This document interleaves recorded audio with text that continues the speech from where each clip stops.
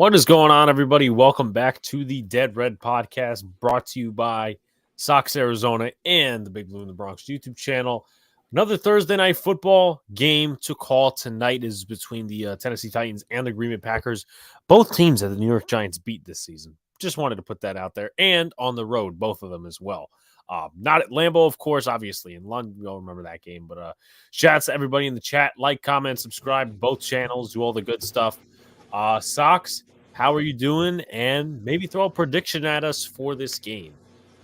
Doing well. I was thinking Derrick Henry's going to have a big game today.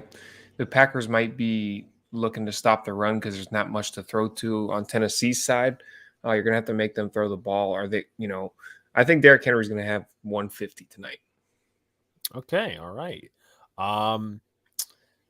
I don't know what to make in terms of predictions of that. I know Tannehill's playing, at least from what I've heard.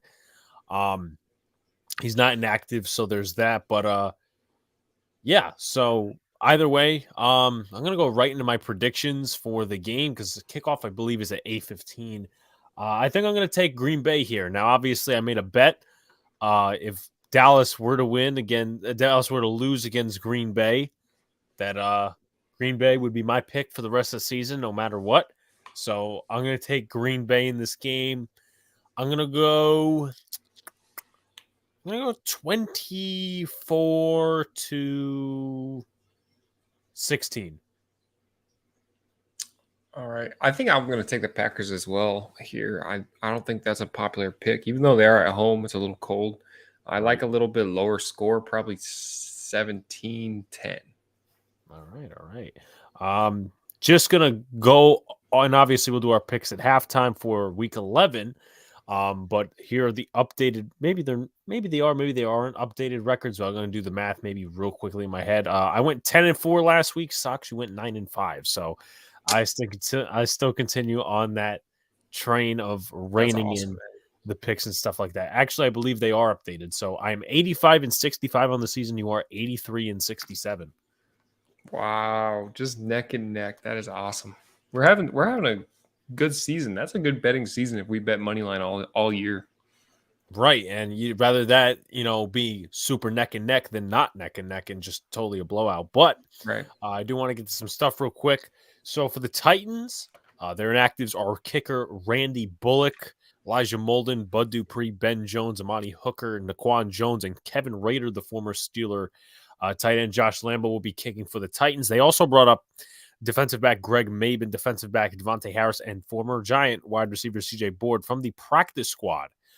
As for the Green Bay Packers, their inactives, Shamar, Jean Charles, Devondre Campbell, John Ford, Luke Tenuta, Rasheed Walker, Romeo Dubs. I feel like I'm missing one other person, but also they brought up Ladarius Hamilton from the practice squad tonight. So just a little preview on those inactives. Once again, shouts to everybody who is tuning in on any platform. Ton of injuries for the Titans, as you see on the screen. If you're watching Amazon right now, Randy Bullock. More injuries sustained on the defensive side of the ball for Tennessee, which isn't very good. But what is good, I guess, in this scenario is that they get to receive. So we're about to obviously take a look right now.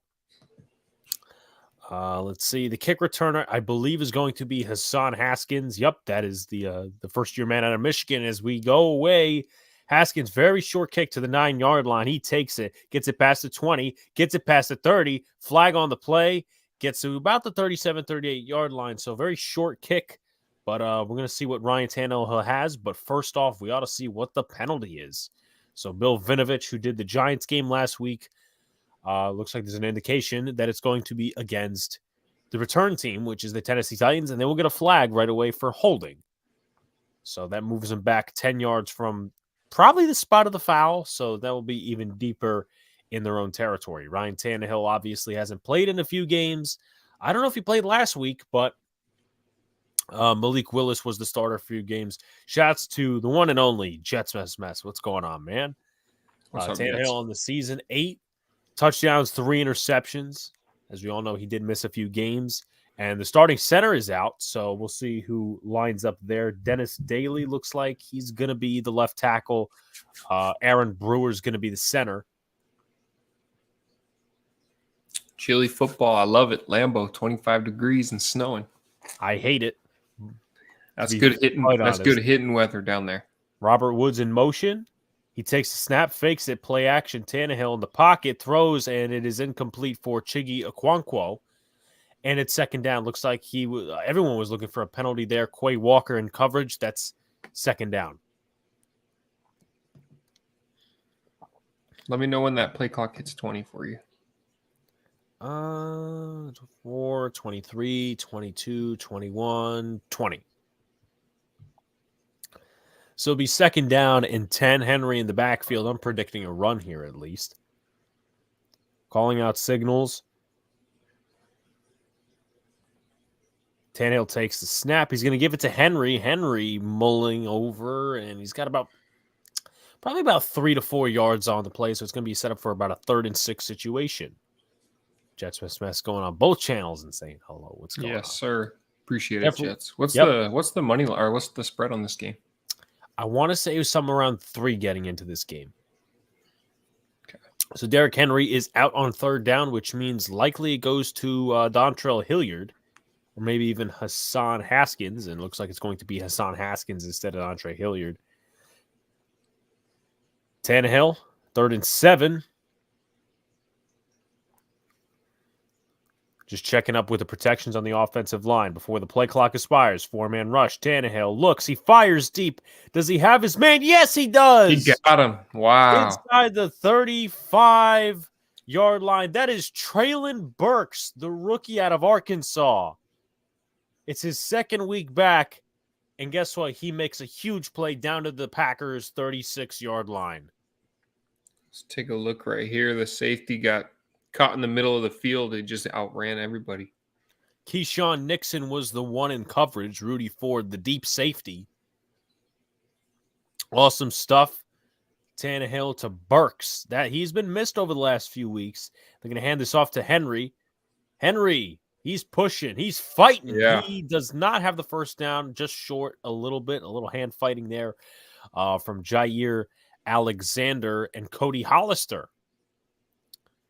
So lots of pushing and shoving there. Great push, really, by that offensive line. I love the way Tennessee's played since Henry's been there, man. Like I've always been a fan of that smash mouth run the ball football. Even nowadays with offenses being the way they are. So it'll be second down and 1. Play clock down to 8. Play action. Under pressure, they're going to screen it to Henry. Henry gets the first down to about the 25, 24-yard line. And a new set of downs, 12:33 left to go. Looks like he's going to get quite a few touches here early. Workhorse, this guy. I'm surprised they didn't screen it out to Hassan Haskins or Hilliard, but that would have given it away that it was a pass. So good job hiding the whole identity there. Austin Hooper is the fullback. Now he's motioning as a tight end. Got the other tight end in motion. That being Jeff Swain, the former Cowboy. Tannehill gives it to Henry. Lowry misses a tackle and this goes 2 yards there. Darnell Savage, amongst others, on the tackle. Will be second down. He had to work hard for that couple yards. Unpopular Opinion Sports. What's going on, man? Definitely go sub up to Unpopular Opinion Sports. There's a lot of great content. Definitely has a sports show discussing New York sports with Coach Ed and Jeffrey Turner, NYG Jeffy T, on Tuesdays. So that is a must watch. Shouts to Unpopular Opinion Sports. So it's second down at 7. Tannehill. Looks like Henry's not in on this play. Haskins is the running back, and this one's to Hooper. Hooper's got a first down. Looks like they're killing him a little bit by 1,000 paper cuts. Nice job here. Snowing. Nice it's very fucking cold out there, which, as I said, I hate the cold. I think it's like 25 degrees maybe. Yeah, with a wind chill of 10, they said. I would never be able to live in a climate like that. I think Was LaFleur the offensive coordinator in Tennessee? LaFleur was, yes. Okay. So it looks like they got Dontrell Hilliard back in. Tannehill calling out signals. Got 2 tight ends set. Tannehill takes the snap, looks, fires. He's got his man Hilliard. He's into the end zone for a touchdown. Dontrell Hilliard, the second running back on the roster. As Henry's been used a lot. Haskins obviously used on some big plays. But Hilliard has probably been the best receiving back on the team. He gets his 4th touchdown of the season right there. Wow. Yeah, great play right there. I love that little, you don't know if he's going to cut inside or out, and he's wide open at the pylon. Going to update the graphic here as it will be Josh Lambo's first attempt as the Tennessee kicker. Randy Bullock is out. Snap, hold, kick is just in with all the wind pushing to the left. 7-0 Titans. We go to commercial. Not us, though. We're not monetized yet. Congrats to Aaron Judge, by the way. Yes. Shout outs to my boy Aaron Judge. Hopefully he comes back in a New York Yankees uniform, was happy. Had some doubts that he would not be the MVP, but he was not unanimous. But at the same time, he still got the MVP. So I'm fucking happy. I think the MVP will, boost the chances of him returning. It's just that little cherry on top. It makes all the much sense. But yeah, we all know that there's shit that needs to happen. That's way, way more than him returning and Rizzo returning. A lot of stuff needs to happen. So I have a question for you, Sox, and that is, what do you think of the Giants? They haven't now. I don't, because it's been, I would say, contradicted by multiple sources.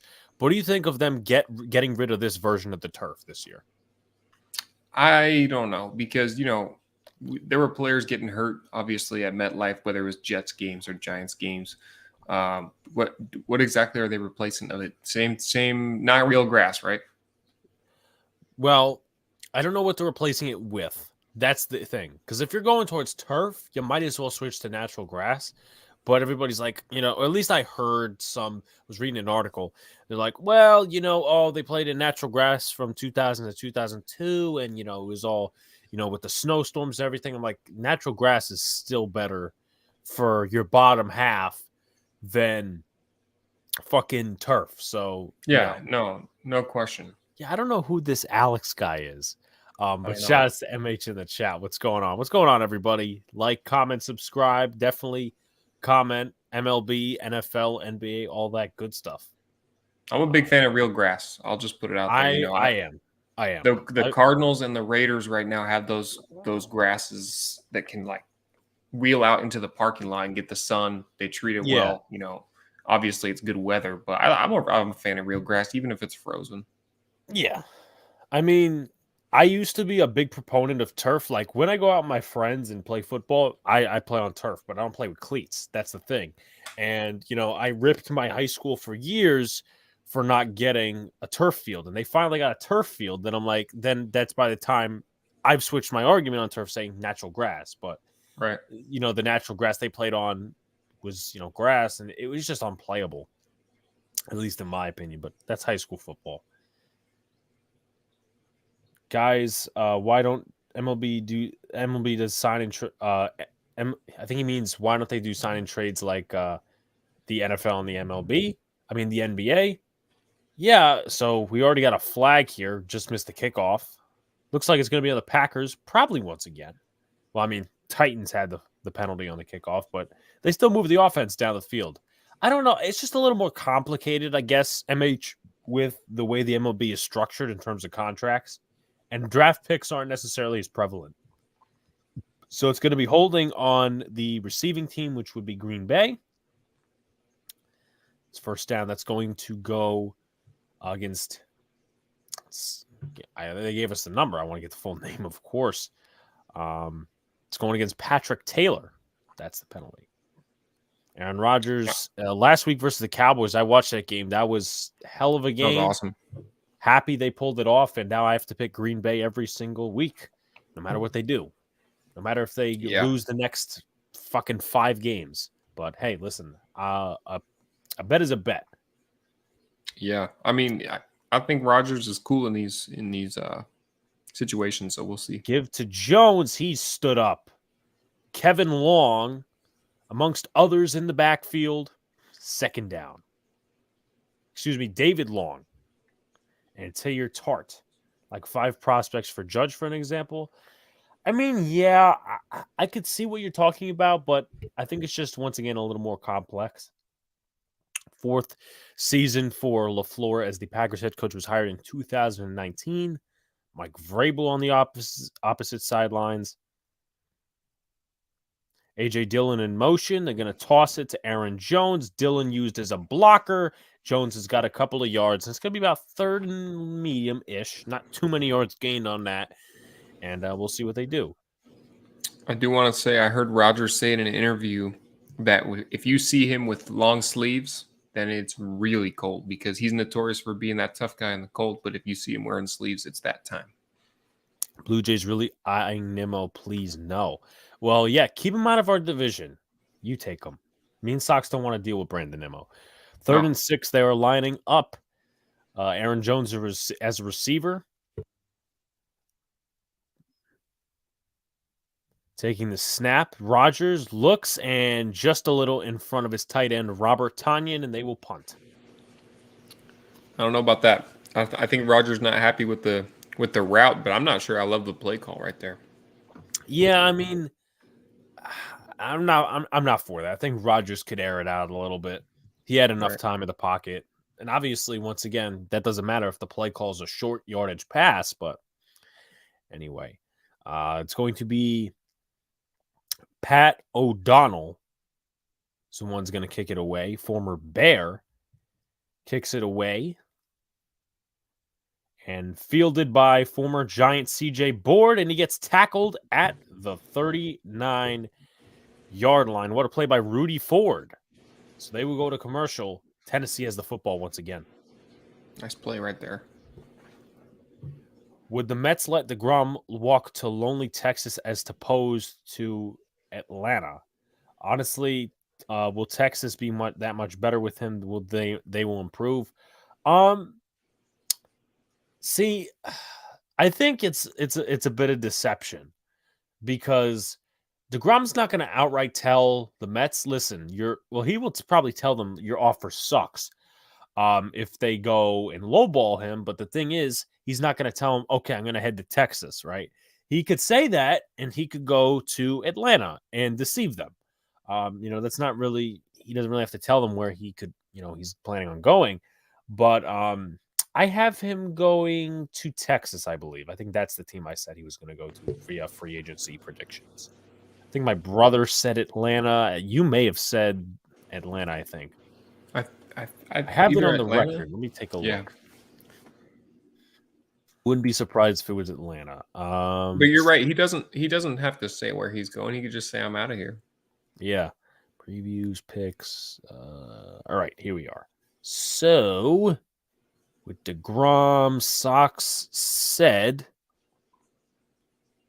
Philadelphia. Okay. Shout-outs to Jeffrey Jamestown. What's going on, Jeffrey? I want to go subscribe to Jeffrey's channel. I'd extend Sox to a max contract. No more one-year contracts for these streams. Permanent deal. Yeah. Thanks, MH. I appreciate it. Trying hey, to show our worth out here. Love working with Sox. Once I come back from my Miami Hollandale trip, we're going to get this Boston thing out of the way and hopefully, go out there and hopefully meet some of y'all. Because obviously that's 6-7 months ahead, but I like planning early. I'm pretty sure Sox likes planning early, knowing that he's on the West Coast. I think we should start advertising that and try to get some fans out there and meet everybody. That'd be awesome. Absolutely agree with you. Once we get the plan set, yes, like hotel and all that other stuff. 27 degrees. Okay, a little warmer. Right. And, once again, I hate that. I hate that cold weather. Sox do follow the Bruins. Well, Sox, if he were to pay attention to hockey, he has made it known that he is a Detroit Red Wings fan. Yeah. But I do not, trust me, I have not watched one game this season. I don't have time, but if the Red Wings were good, I would say I was a Red Wings fan. Well, Detroit sports aren't really good. Yeah. Just going to put it out there. Anyway, 9:02 left to go. Tannehill takes the snap. It's to Derrick Henry, and it's about 2-3 yards there. Jerron Reed, amongst others, on the tackle. It's second down. What are your thoughts on them moving the Bills game to Detroit? I think it's bullshit. I think it's bullshit, too. I think they got to play. I think they should have played, or they should have went to Syracuse, because the Syracuse Dome. Who the fuck's playing on a Sunday? So yeah, that's I fair. think one of those. I think it's just an inconvenience for both fan bases. Really more towards the Bills, to be honest. But Bills Mafia travels really well. I mean, it favors the Bills. I'll say that for sure. I think the Browns could have competed in that snow. Under pressure, taken down. Quay Walker alongside Preston Smith for the sack, and a big third down and long for Tennessee. He's got that fucking grass in his hair. Yeah, I've heard the Boston Bruins have been doing really good. Yeah, I have too. The Celtics are doing really good. They've won 10 in a row, I think. Nice. Preston Smith, he's just beaten Dennis Daly. I think he was a former Carolina draft pick, was with the Steelers for a few minutes, and then went to Tennessee as a backup. Now he's a starter. And they're going to do the give-up play, which I hate. Dontrell Hilliard gets the carry for about 7 yards, and they will now punt. I hate that shit. Right. Ryan Stonehouse is the punter, by the way. I mean, yeah, you're trusting your defense. That's what that shows. Devils are doing better. I haven't paid, and everybody knows I'm generally not a hockey fan. I mean, I'm a casual Rangers fan. I'm going to be going, hopefully, at some point, either before or after my trip to a Rangers game. But, I know some hockey, not too much. But anyway, Randall Cobb gets the return down to the 26-yard line. Not too much there. And will they go to commercial? Yes, they will. 7:01 left to play. Seems like after every drive. Daniel Barry Sports, what's going on? I think he's got the Paul Goldschmidt MVP thing as his profile picture. That's nice. Nice. Celtics should trade for KD. Bucks staying healthy will be a threat again. I agree. At least with the second part. I don't know that KD really fits with the Celtics. No, I mean, it's proven that if we bring in stars, like we brought in Kyrie, it didn't work out. You got to build from within. That's what works. How about the Virginia College football team? I gotta see what they're doing. I mean, they're usually like okay. I think they're called. They're the Cavaliers. I thought they were called something else. I was thinking of Virginia Tech. Let's see how they're doing this season. Obviously, let's see. Yeah, they don't play too many like fierce opponents, but other than maybe like 2 games, they've stayed very competitive. So, I mean, my team's a disappointment. They're like the Yankees every year. If we're going to be very transparent here, they're Notre Dame. And Sox is an Ohio State fan. Yes, sir. Can the Red Sox really sign everybody back with that Asmer contract? I mean, it's going to be interesting to see. The Padres are paying a lot of that money, though. The Padres are paying a lot of his contract. They paid the Red Sox $44 even this million. Year. I believe they're paying part of his contract. He's set to make $13 million in 2024. I know that. $13 million isn't bad, but at the same time, if you can make someone else pay for it. Yeah. Hay is coming in with the comedy. Hey, Luca, you're a lot better than your brother. What's going on, Hayes? The Boston Bruins have a better record than the Devils. As I said, I think the Boston Bruins, at least from outside knowledge, are like one of the best teams in the NHL this year. I think they have the best record. I wouldn't be surprised. I've heard a lot about that. So now we go to Aaron Rodgers. A lot of people call him Aaron Rodgers, but we'll see if he's Aaron or Aaron tonight. That's pretty funny. I never heard that, actually. Well, that's a Skip Bayless thing. Okay, that's why. We all know. We all know that. Yeah, he is a clown. He is a clown. So 1st down and 10 once they decide to break the huddle. About 7:01 left to go.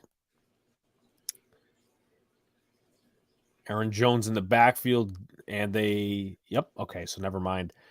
Looks like they're dealing with a three wide receiver set. They're going to hand it off to Jones. Jones has got some nice push, burst out of a cannon on that play by gain of 8.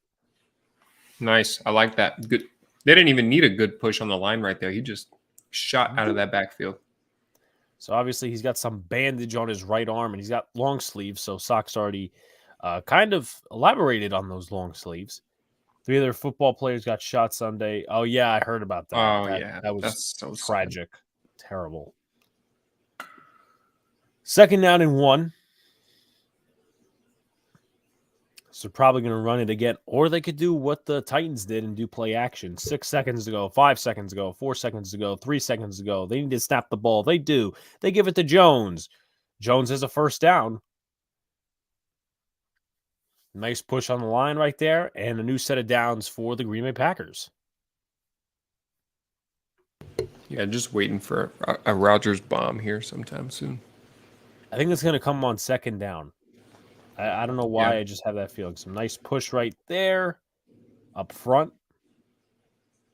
I think it's got to be a 2nd and short, though, like 4 or less. Right. So about over 4 yards per carry for Aaron Jones so far as they're looking at the defensive line. Danico Autry being one of those guys. Empty backfield, Jones motioning in. They're going to give it to Jones on a screen, and he is just blown up. Nice play by the defense. Christian Fulton amongst others. Joe Schobert, Roger McCreary as well. Really not great blocking by the tight end there. I believe that was Tyler Davis, 2nd down. Let's take a look. That's Christian Fulton, Joe Schobert. Yeah, just not a ton of great blocking right there. No. So it's now 2nd down and 9. Could be a run play, could be play action. Looks like Lazard is lining up as an inline blocker. Rodgers, play action. He goes and he throws. Open man. 1st down. Randall Cobb, his first day back from injured reserve, and it's down to the 40-yard line. Yeah, you expect him to get the ball. Watson as well. That's like top receiver core right there, and you called it. 2nd down, a shot. Randall Cobb fakes it inside route and just, See, I kind of know what I'm talking about. Yeah, a little bit. A little bit. So let's see what happens on 1st down. I think I'm going to go back to the run again. So maybe I should be on the Titans coaching staff telling them what to do. A.J. Dillon is in the backfield. 2 tight end set. Mercedes Lewis amongst them. And this is a handoff to Dillon, and he is just stuffed. A lot of nice push from the defensive line in the backfield. DeMarcus Walker amongst others in the backfield. That's called being predictable, is it not? Yeah, I mean, you get first and 10, you're tight on the line, and they just blew it up. Yeah, I don't know if they even stacked the box too much, but hey, they were predictable. So it's 2nd down and 12 for Rodgers. About 3:25 left to go on the 42-yard line of the Titans. Rodgers looks, he fires to Dillon. And Dillon will be about 2 yards shy of the line, but nice catch tackle made by David Long and Christian Fulton, and it's about 3rd down and short. Yeah, big 3rd down right here. Do they call in one of their other running backs? I mean, probably not because it's mostly Dillon and Jones. I don't know that they use Patrick Taylor a ton, but we'll see what happens in terms of 3rd down, which they might actually just run it with Aaron Jones. But if I were the Titans, I'd stack the box on this play. It looks like they have about a 6-7-ish man box. Rodgers gives it to Jones. Jones breaks out of a tackle. He's got the 1st down. At the 25, the ball is loose. And it looks like the Packers have recovered it. What a tackle right there to get your helmet right on the ball. Randall Cobb, Christian Watson, both of them came up with it. Ball was loose. I don't know if he was down, but regardless, recovery by Green Bay. That was former Giant Joshua Kalu with the forced fumble. Obviously, Christian Fulton could not haul it in, and Randall Cobb and Christian Watson both hauled it in. Not this Sunday, Hayes. I will be going to the Washington game with Luca and Sean. He was on, a couple of streams ago. Your newer supporters, you might not remember him. This one gets a screen pass to DeGuara, past the 20, pushing his way, mulling over Kevin Byard in a first down for the Green Bay Packers. So I'll be going to the Commanders game, which is not this weekend, but it's the weekend after Thanksgiving. December 4th, and I'll actually be going to a Knicks game that night as well, so it's a doubleheader. 1 o'clock and then a 6 o'clock game. Okay. And then I'll be going out to dinner afterwards to celebrate Sean's birthday. And then I'm going to the Colts-Giants game with Donald on New Year's Day. You know what? I was about to get tickets to that game. It ended up not working out with work, but I have a huge Colts fan friend, and he's like, man, let's go. New Year's Day, that'd be awesome. Only if it would work. Yeah. Out to Lazard, gain of 2. Probably run about one more play before the end of the first quarter.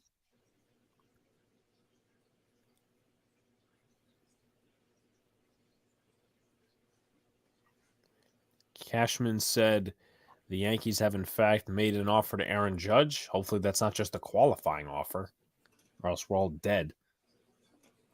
23rd touch in terms of touchdown percentage in the red zones. The Packers really haven't been that efficient this year compared to years past.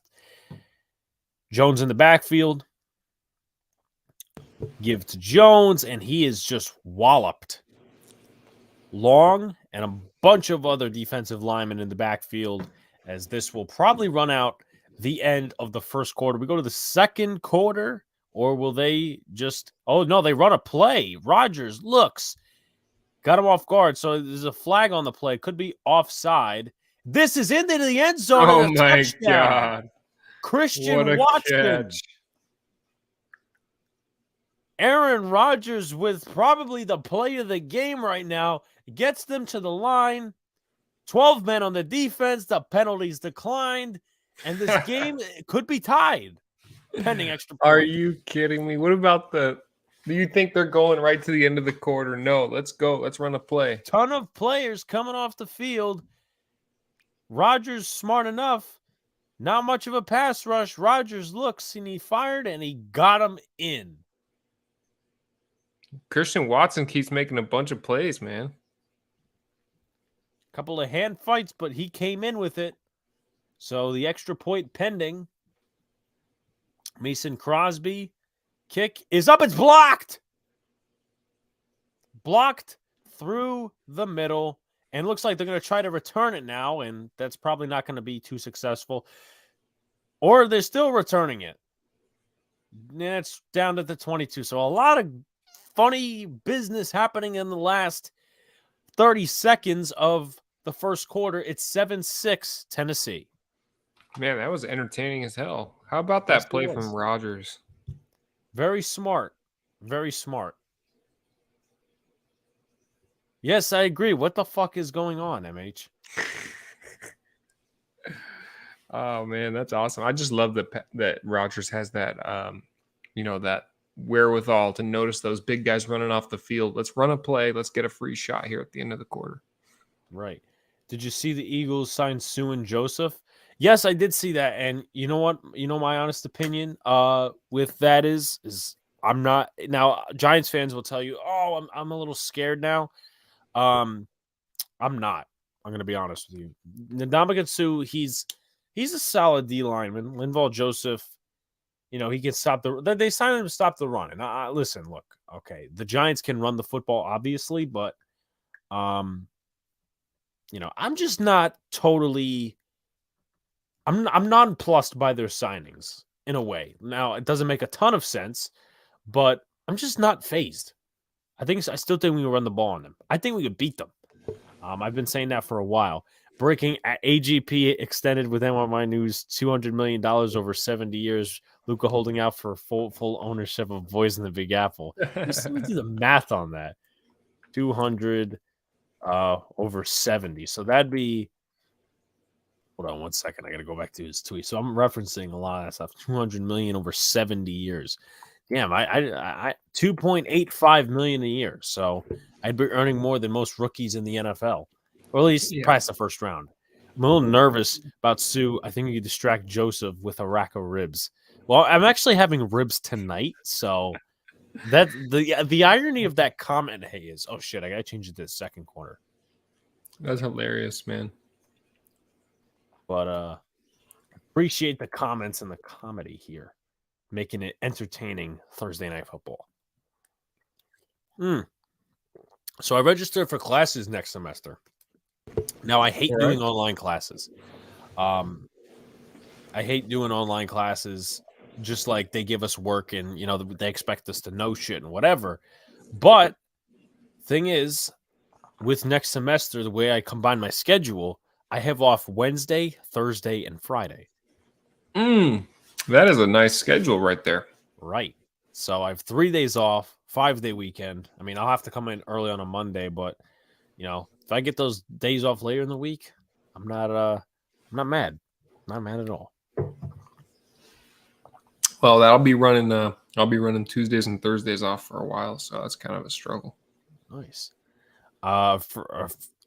Yes, I did hear that once again, Jeffrey. Praise to everyone, the families of the victims and all that sort of stuff. Terrible. Absolutely, man. Yeah, on a bus too. They just you hate to see it. Right.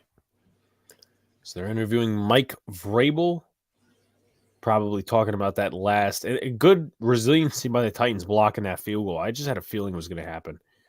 Really? Hassan Haskins on the return, past the 20-yard line, past the 25, gets it about the 33, 34-yard line. Any flags on the play? Looks like no. So nice return there from Hassan Haskins. Puts the Titans at moderate field position. Probably to your point about you had a feeling of them blocking the field goal. My dad, growing up, we watched all the games we could, and he would a weird amount of times call it. They're going to block this one, and they would block a punt. They're going to block this one. They would. I don't know what it is. I have a thing, unfortunately, to call unfortunate events. Shouts to Luca in the chat. It's shouts to also Jacob as well. It's 7-6. Touchdown for the Packers towards the end of the first quarter. Very chaotic, but a blocked field goal attempt. This one's handing off to Derrick Henry. Henry with some push, just not getting anywhere. Dean Lowry, amongst others, on the tackle at second down. My eighth favorite podcaster joined the room. What's up, Luca? But when I say I have a thing to call out stuff, and then it happening, unfortunately, is when I was at my cousin's house for the Giants-Seahawks game. Obviously, Richie James already fumbled once. So he's back there. I'm like, why is this idiot returning punts again? And then he fumbles the ball a second time. So, yeah, dude, that pissed me off. We would be, 8-1? Yeah. I feel like we could have came back into the game at that point. Oh, yeah. Fake and caught, first down, and a little bit more for Westbrook Inhine. That should have been defensive PI, too. Will they give it towards them? That's the question. Pass interference, yep. So the penalty probably declined, and it's a first down.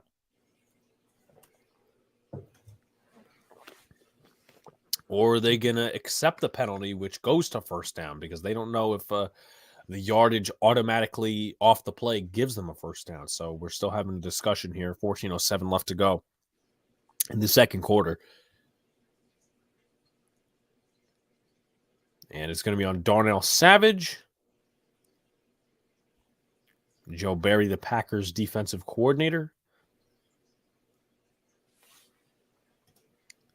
So either way, it's going to be a first down. Okonkwo in motion. Now it's Robert Woods in motion as an inline blocker. They're going to give it to Burks and just torn down right there. Rasul Douglas. He's had a nice 2 years with the Green Bay Packers, was one of the leaders, probably led the team in interceptions last year. Second down. Oh, what's up? I didn't see Luca in there. What's up, Luca? Yeah, I am happy, Jeffrey, that the Eagles lost Monday night. I just hope that we could catch them and get first place. But, if we get a wild card and still keep winning, it matters, but it doesn't matter. We got to win that division. I would love to. Be big. Tannehill takes the snap. He gives it to Henry. And again, just the running game not really working for these two teams. Kenny Clark, Adrian Amos, amongst others on the tackle. And it's going to be about 3rd and long. It's a good football game right here. Right.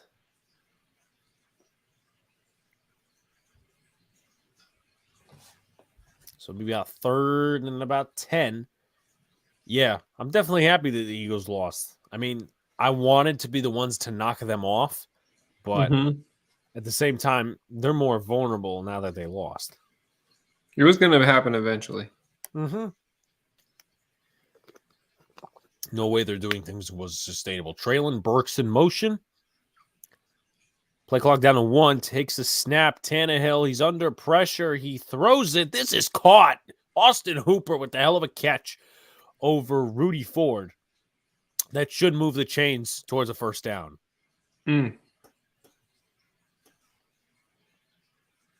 Excellent play. Let's take a look. Ford covering him again. Yeah, just a go up and get it type ball. That's the play a tight end should make. Now, they could maybe say the knee was down. But let's take a look. Yeah, he might be short. Yeah, he's short. So, looks like we may have a challenge flag, baby. So, do you try to pin him on 4th down with a punt, or are you going for it? Well, okay, so the challenge flag is out there. They did rule it a first down, so, it's going to be Green Bay that is challenging. I would take a chance. Now, maybe that's just me being hyperly and over-aggressive, but the spot right now, let me take a look. I'm going to duplicate my page so I can just go over this real quickly. Here we are. Green Bay scores. Where are we at? So, Green Bay, Tennessee is right now at the Green Bay 49. You minus a yard, that's like the 50-yard line. I'd go for it. And once again, that's just me being ultra aggressive. I think so too. You got Vrabel as your head coach too. You know his mindset. I think he's going to go for it. Yeah, he might be that aggressive. Notre Dame is playing Boston College this weekend. I think we'll win if that's the opponent. But they definitely got a good receiver that's coming out this year. That's what I know of. Packers are playing better just in time. They play the Eagles soon. I think they played the Eagles in Philly, and Philly lost in Philly this past weekend. So they could be vulnerable to a bad team. That second loss. Now, obviously, I know Sox is gonna hate me for this, but hold on. I just want to put something in the chat. Jeffrey's channel link. I know Sox is gonna hate me for this, but I don't think we're winning against the Cowboys this year unless we face in the playoffs. So my hope is that's going to be the third loss, unless, well, actually, no, that would kind of fit perfectly, because if you have the Packers win against the Eagles, and then we're at 3 losses and they're at 2 losses, and we beat them, we get the tiebreaker over them, we get first place. If the Cowboys at least, lose to a certain extent and don't compete with us. Okay. I mean, yeah, I think it's fair to say we won't beat the Cowboys, but you still have faith, but you think we're gonna sweep Philly? No. Okay. I mean, most likely I'll beat the Giants' last win of the regular season. We haven't won in Philly in a while, and just the high pressure intensity of the last game of the season in Philly. Yeah, so they have reversed the call, and it's probably going to be at a yard short. So Go for it. I would, and that the offense is still on the field, so it's about 4th and inches. You could sneak it, you could run it, you could do some other shit. You could put the offensive lineman at wide receiver, just like Madden. I'm just saying, I don't know. There's probably a good reason why they don't do it. Why not put Derrick Henry under center and just go? They've done that before. They did that almost against the Giants. They did that against the Giants. It didn't work out, though. They put him under center for real? They didn't put him under center, but they put him as the guy to take the snap. Sure, yeah. I mean, I want to see the guy with his hands up in Stack there. box here. And let's see what they come up with. Oh, he does take the snap. We did call it. Yeah. And it's a first down. Yes, sir. Or is he short? It looks like he got it, though. The balls, yeah. I mean, it's got to be a first down. That's the Sox. He kind of called it there. Yeah. Yeah, I mean, I was just thinking because what I would do in Madden if I could was put him, but I'm talking under center, up under him, and just do a QB sneak with Derrick Henry. Well, that's kind of what he did there. Yeah. Even though it was a straight up draw. Ryan Tannehill was like, yeah, let me fake them out. Henry takes a snap for a second time, and he gets about 5, 6. This is weird. This is crazy. Yeah, what the hell is going on, man? Yeah, I quote tweeted them. I said, "Please take this down. That's an irrelevant post. Fucking tell me to possibly consider bringing back Joey Gallo on a 1 year. Get the fuck out of here." How many times did I complain about him in the 2 years that he was here? A lot. Yes, give it to Henry. Just shy of the first down at the 40 to be a 3rd and 1. Derrick Henry's such a dog, man. He's going to go down as one of my favorite players ever. I wonder where he is in the rushing category. He's definitely one of the leaders coming into this game. He's second in the NFL. And we all know who's first. We do. So we want to root for the Packers to play some run defense. But now...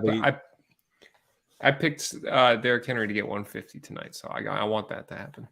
You picked it or you... Okay, you picked. No, I remember you did pick it. On the show. Yeah. Good. I was about to say, you make any bets. So toss that to Henry. He's got the first down. Yeah. Darnell Savage on the tackle. They keep moving the chains. Awesome stuff from Tennessee here. Yeah, man. He runs the ball so well. And it shows that he gets better throughout the game because we noticed, for the first few snaps, they weren't getting anything. And then now, 5.5 yards per carry after usually his 11th. I mean, he's one of those guys.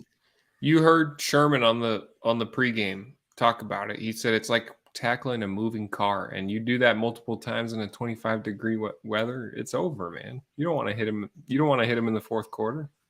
Tennessee Titans call a timeout. That is a good quote, though. It is.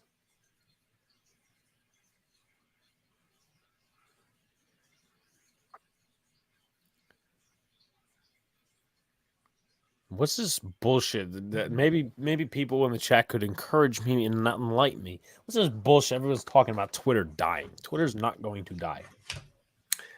Yeah.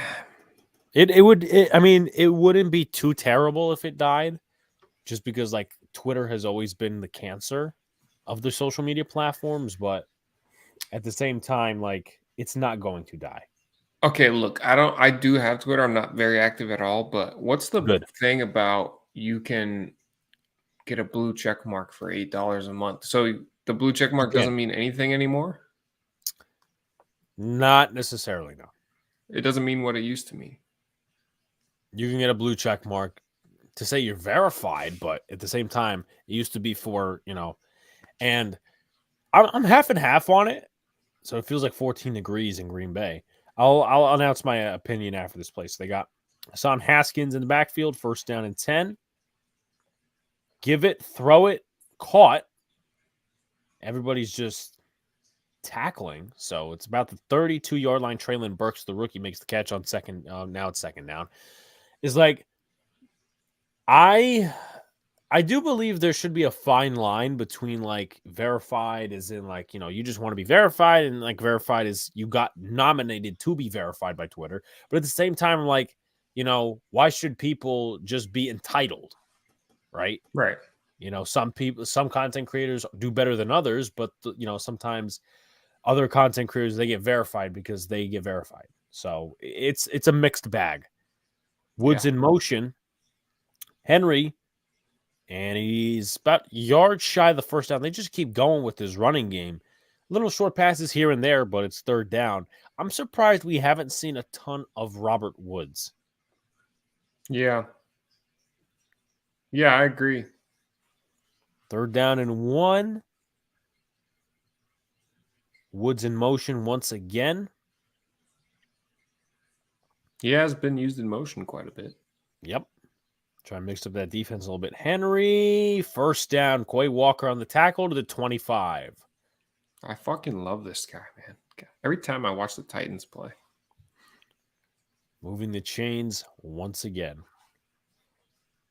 That's the kind of football I want to play. Keep that opposing defense on the field. Get chunk plays, get first downs. I want to see if 9, 10, 11-minute drive every time. I'm personally not a big proponent of that, depending on who you're playing. Yeah, I mean, it's fair. Overall, though, I like that style. Cronquo in motion. Product out of Maryland. Tannehill takes a snap. He's under pressure. He throws it to Burks. Burks to the 20. Tackled by Quay Walker once again. It's about second down and 5.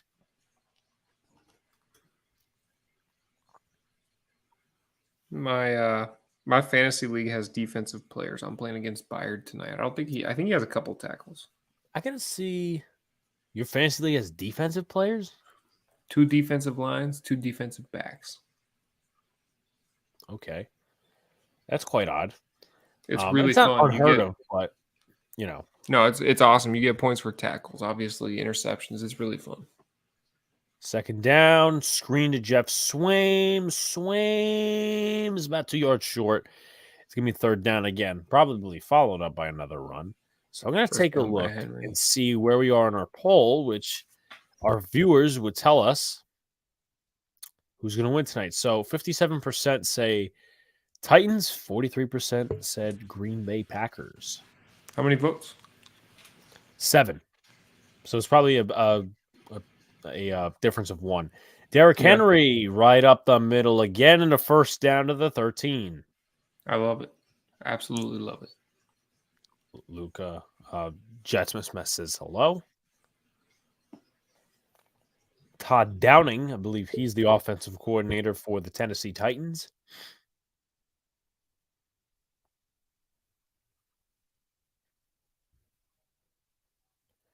First and 10.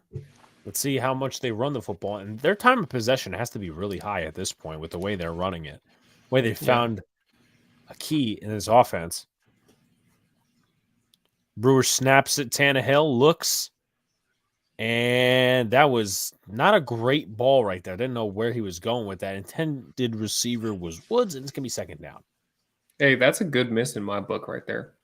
If you have to miss, you want to throw it over the back of the end zone. I mean, yeah, you'd rather miss, but I guess they tried fooling him with a double move.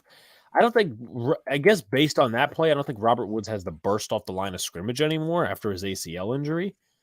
But hey, listen, so 15 to 8:30, 15:45 to 8:30 is the time of position. Time of position. Jesus Christ. Time of possession. Second down and 10. Let's see if they stick with the running game. They do, and there is a penalty flag or a timeout. It's going to be a timeout by the Titans. Second time. Looked like Derrick Henry was leaning there before the snap. Rabel is pissed.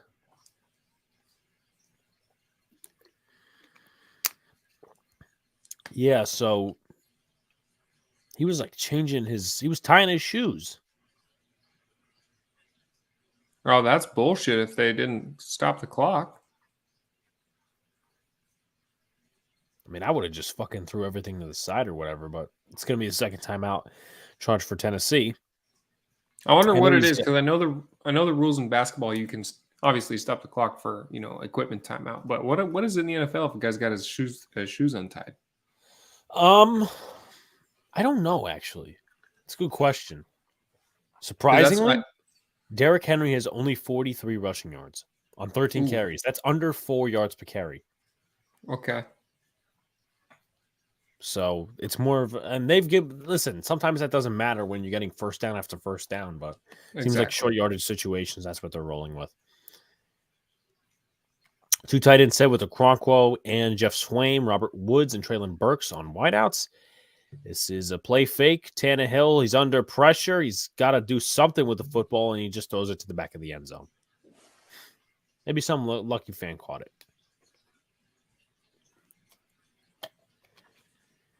That'd be a nice souvenir. Yes. I still find it stupid that you can't keep the football. No way. You didn't know that.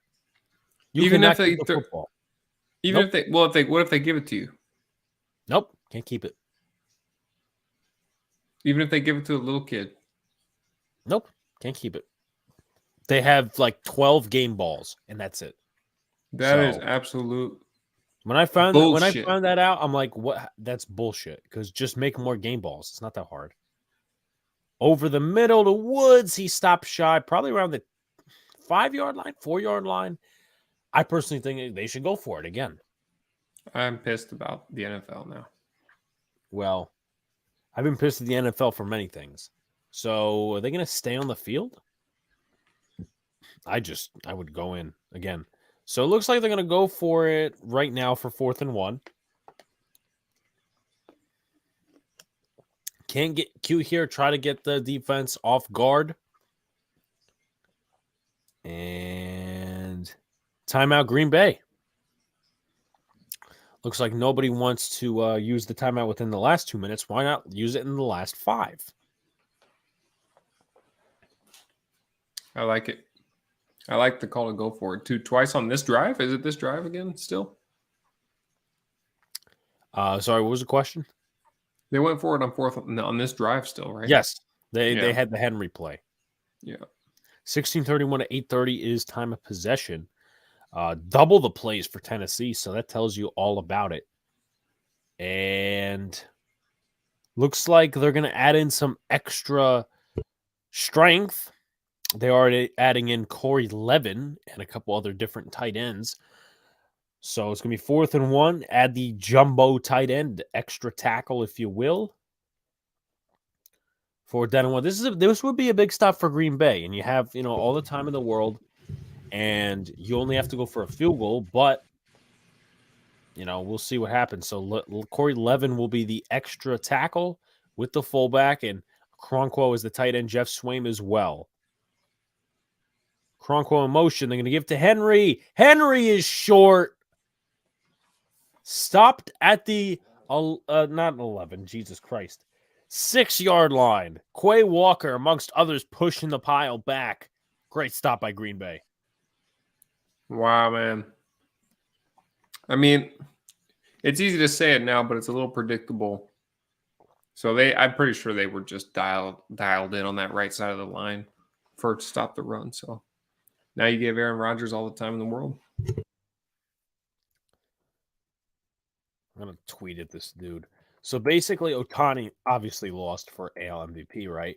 And there was this one guy who was writing for like the LA, it wasn't the LA Times, but it was in like the LA Anaheim area.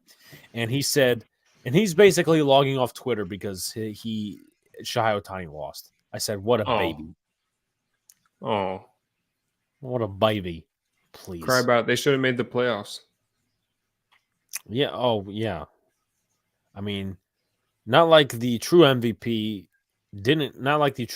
carried to his team to the playoffs.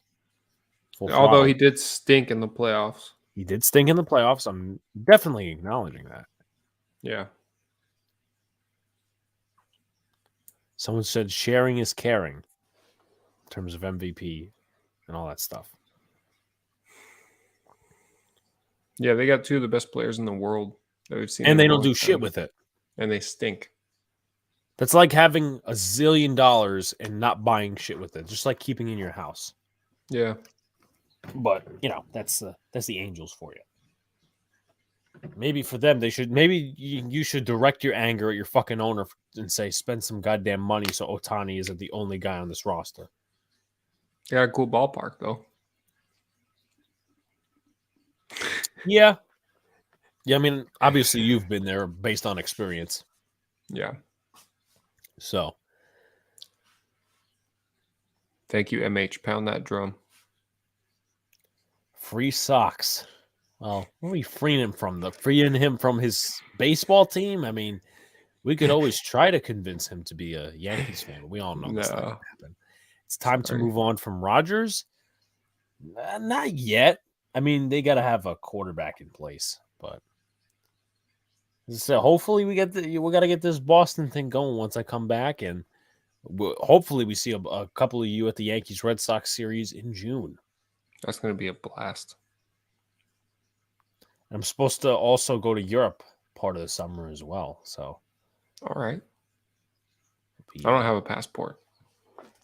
I do. I mean, I haven't left the country in like 10 years, and I didn't even go to Europe. I went to the Bahamas, so that's not truly too much of the United States.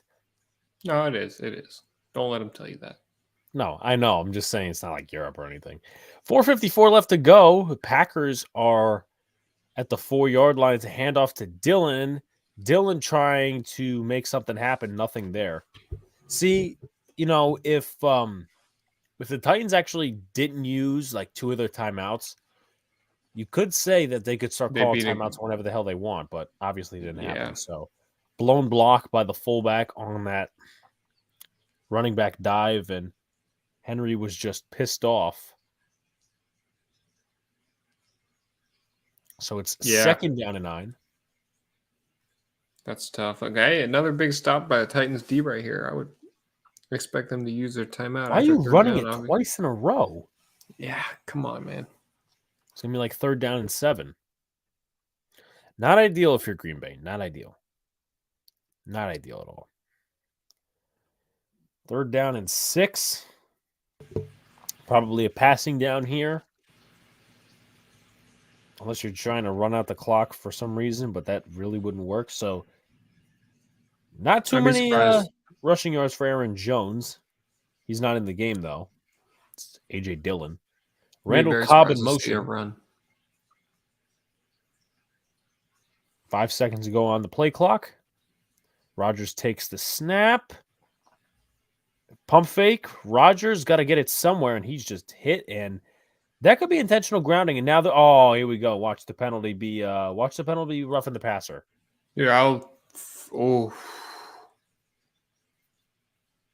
So let's see if it could be grounding as well. Yep, intentional grounding. There was no such receiver in the area, so they'll probably get some yardage, taken back from them, and it's now 4th down. Waste of a drive by Green Bay. Waste of a drive, waste of energy. Yeah, waste of time. No, actually, they didn't waste that much time. Right, but you got to stop, and you don't do anything with it. Yeah, so I don't know who he's... Is that a safety? He committed the penalty in the end zone. Does his whole body have to be in the end zone? Most of his body has to be in the end zone. That's not a safety, though. Pat O'Donnell will go into punch, so some pretty good field position here. Let's see if CJ Board is back to return. Former Giant. He will let it bounce. Not a great punt. 41-yard line. So now the Titans will return on offense. So because his arm was out of the end zone, that's not a safety? Yeah, I mean, his full body really wasn't in the end zone. It was like the tip of the end zone, but no, I mean, if he's like literally standing in the end zone, then that's a safety. I see. I haven't eaten anything in a while, and I'm hungry, but I'm going to wait on that. It's a struggle, man. I got to figure out who I have from the Packers on my fantasy team. I mean, I haven't drafted Henry in any of my leagues. I'm going to go through league by league, see who I got, because I got 8 fantasy teams, as most people know. I do have Dontrell Hilliard, so that's good. He caught the touchdown pass. So I got 8.8 points from him so far. Hopefully they use him a little bit more, especially with that one missed block and Henry. Maybe they go back to the passing game a little bit. I'm not too really, focused on it. Christian Watson, he caught a touchdown. That's my other fantasy league. So I know a little bit of luck tonight. Unfortunately, I have to start Jared Goff against my Giants. So that's not really ideal.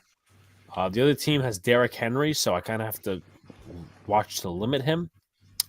Let's see who else. The other team is 8 points. Who is that because of? That is because of Christian Watson. So that's one other league.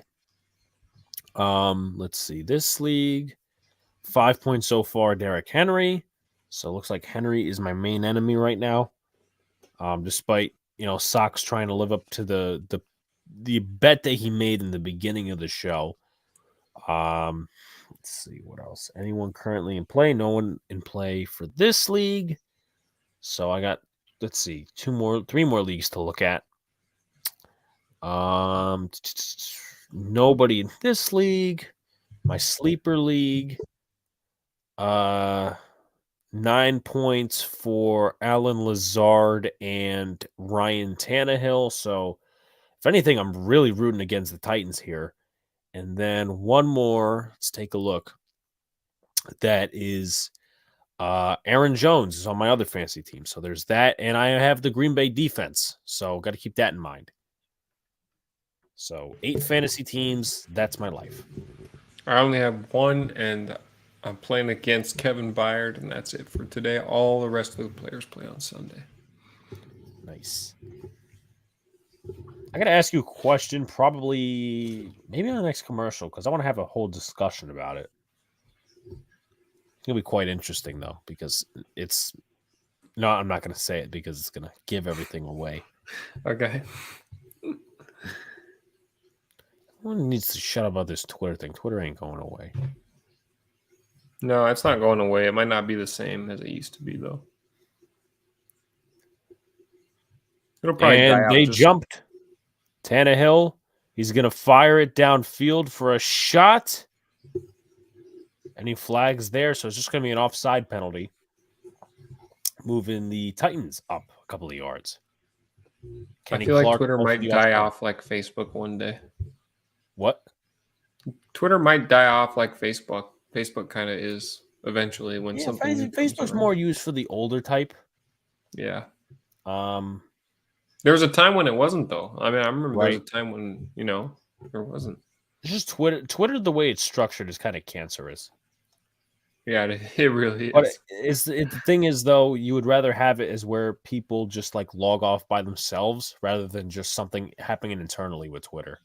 Yeah. Henry, not much there. It's going to be about to the 34-yard line, so it's going to be second down, about 3:05 to play. Just takes one for Henry to pop. That's all. Right. Still doesn't really have 4 yards per carry. As I've said, it's been short yardage situations for Henry. And I'm going to take a look right now at the NFL rushing leaders and see what he needs to eclipse that. Eclipse the lead in rushing. So he is behind. Okay, so he's already beaten it. He's already probably the rushing leader right now because 923 Henry, Saquon Barkley 931.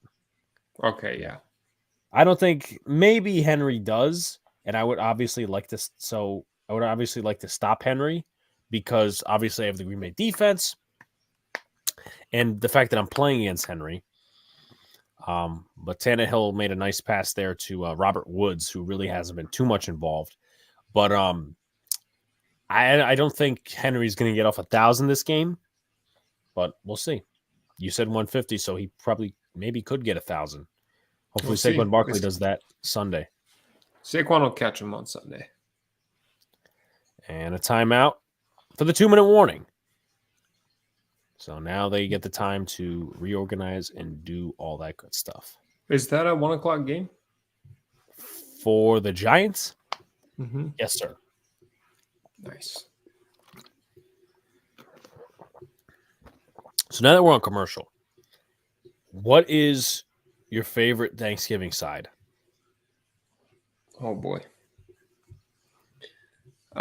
This is quite the conversation to have because there's a lot of good options, There's a lot of tasty treats. First thing that comes to mind is some good homemade stuffing, some mashed potatoes, uh, homemade cranberry. It has to be homemade. The canned cranberry really doesn't do it for me. But my Mhm. favorite Thanksgiving treat of all time is the leftover Hawaiian roll, light mayonnaise, light butter with leftover cold turkey. Right. I'm gonna type it in chat, see who picks up on it. So I'm gonna put that. I'm gonna put that all across everywhere, all destinations. So Twitter, Twitch, and actually no, not Twitter, Twitch, YouTube, both sides. So I'm actually kind of picky with my Thanksgiving stuff, but I will. It not. It's kind of a quantity quality argument kind of thing, where it's like I don't I don't necessarily like a ton of Thanksgiving sides, but at the same time, when I have my Thanksgiving sides, I eat a lot of it. Like, turkey and gravy. It has to be homemade gravy, cannot be that bought shit. Um, Mashed potatoes, probably sausage stuffing, Jetson's mess says. That is delicious, Jets, I must say. So mashed potatoes would probably be the one that takes it with me, along with gravy. I mean, I'll eat mashed potatoes. I'll eat it plain, but still, if you get gravy, you get gravy. I'm not a fan of stuffing. I'm not a fan of cranberry sauce. I'm trying to think of like biscuits is an optional thing. It's like you have it or you don't kind of thing. So, if there's biscuits, I'll take the biscuits. Mac and cheese, some people do, so that would be on my list. But in terms of pure Thanksgiving, probably goes towards mashed potatoes. Now, the question is, what part of the turkey do you eat? I'll eat all of the turkey. I don't care. I'll eat the insides. Some people like to, cook up the insides as well, and I'll try it. But I like a big old turkey leg, turkey thigh.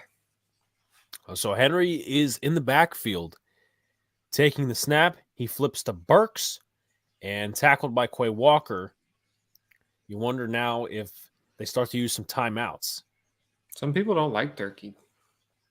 Yeah, I mean, there's people obviously that will have like ham because it's a food thing, whether they're like allergic or they can't have that much protein or whatever the case is. Which that's understandable, but I don't get how you don't like turkey. It's so delicious. Yeah, you just gotta. I eat the white meat too, so me and Jets mess are like white meat. Maybe I'll dig into a turkey leg this year or something like that. But as I said, it goes white meat. Um, I don't. Maybe some people do this. I don't really like the roasted potato. I do like roasted potatoes, but I don't think it should be a Thanksgiving thing. I also don't like sweet potatoes. I'm just gonna put that out there. I love a good. I've had like sweet potatoes, and then they put the marshmallows on top, melt them, and then take a torch to the marshmallows. It is delicious. Wow, never heard of that one. Yeah. Second down to 9.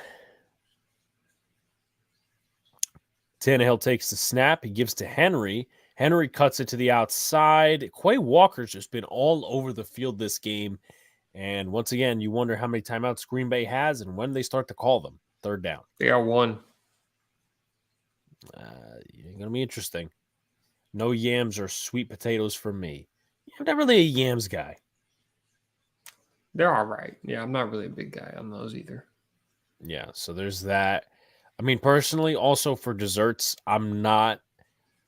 As I said, for like Thanksgiving food, it applies for desserts. I'm more of a quantity guy, not a quality or a specific type. Like, I don't have a real liking for pies, but I'll pull my stuff off to the side, eat some vanilla ice cream, and have a lot of it. See, I don't like eating a lot of one thing on Thanksgiving. I want to try a little bit of each and everything. I just love having a big plate of a bunch of little stuff. It is just amazing to me. So once again, about double the plays for. So they're trying to get the stadium hyped up. Double the plays Tennessee has compared to Green Bay. They have 17 plays. This will be the 34th play for Tennessee. Looks, fires, first down. Going to Robert Woods, he gets more involved, and they'll try to hurry it up now. I don't think they have any timeouts. Tennessee has 1. Green Bay has 0. So Green Bay out of timeout, so they'll probably just end up defending. Short pass to Woods. He gets out of bounds. The clock probably still runs here, or maybe it does, maybe it doesn't. Good gain there, about an 8. Damn, Alex, I was going to bring sweet potato pie to the Redskins game. Well, if you're talking now, I don't know if you're actually, because you do like to joke a lot. I will be at a tailgate for the Washington game, and there's going to be a ton of food there.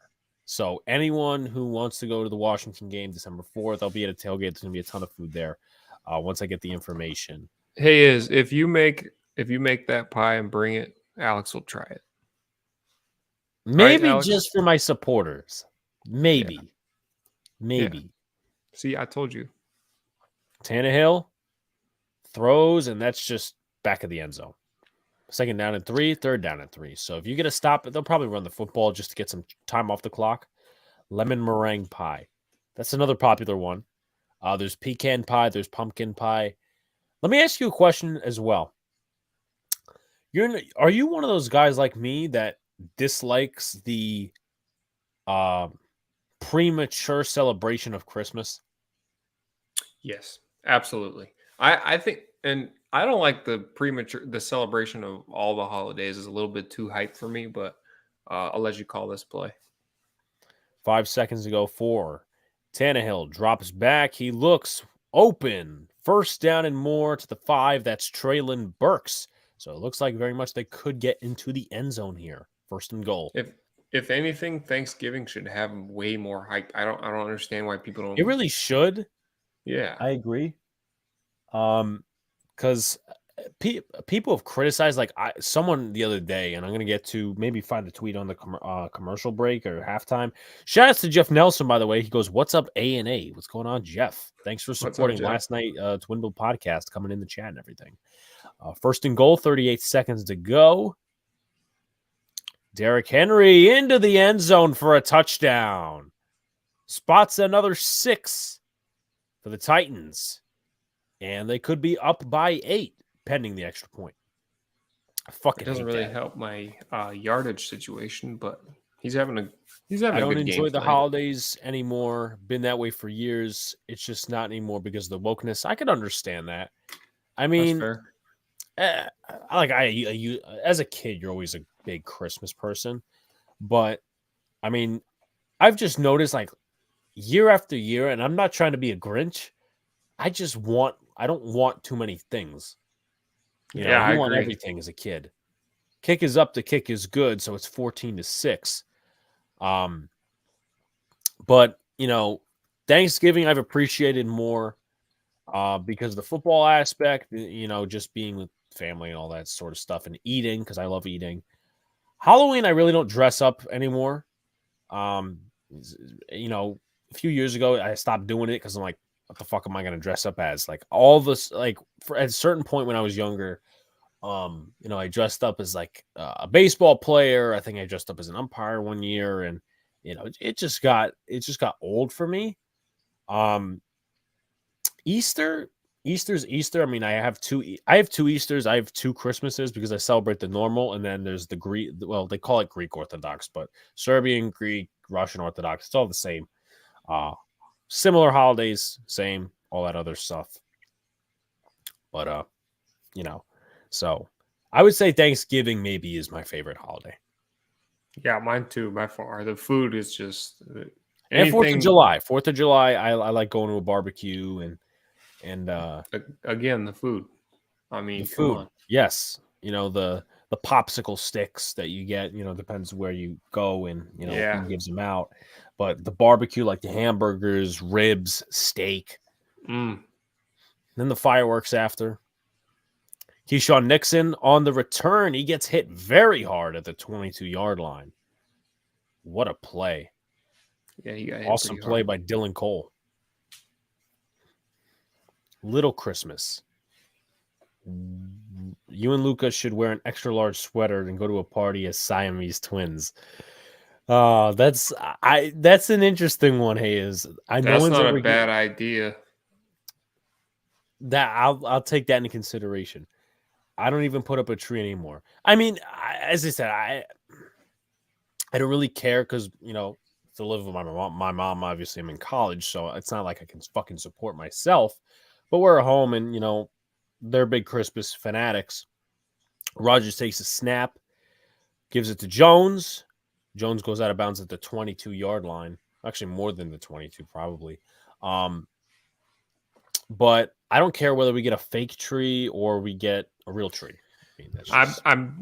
I will say I'm a little bit ashamed. Last year was the first year that I put up a fake tree. I'm not going to criticize you. I mean, we used to go out as a family and go out hunting and cut down our own tree in the forest and in snow. It was a lot of fun. But last year was Home Depot. There is a story I must share on commercial. And I have to be careful with who's watching, but at the same time, it's just a laughable at this point. It's not like I'm genuinely making fun of anybody.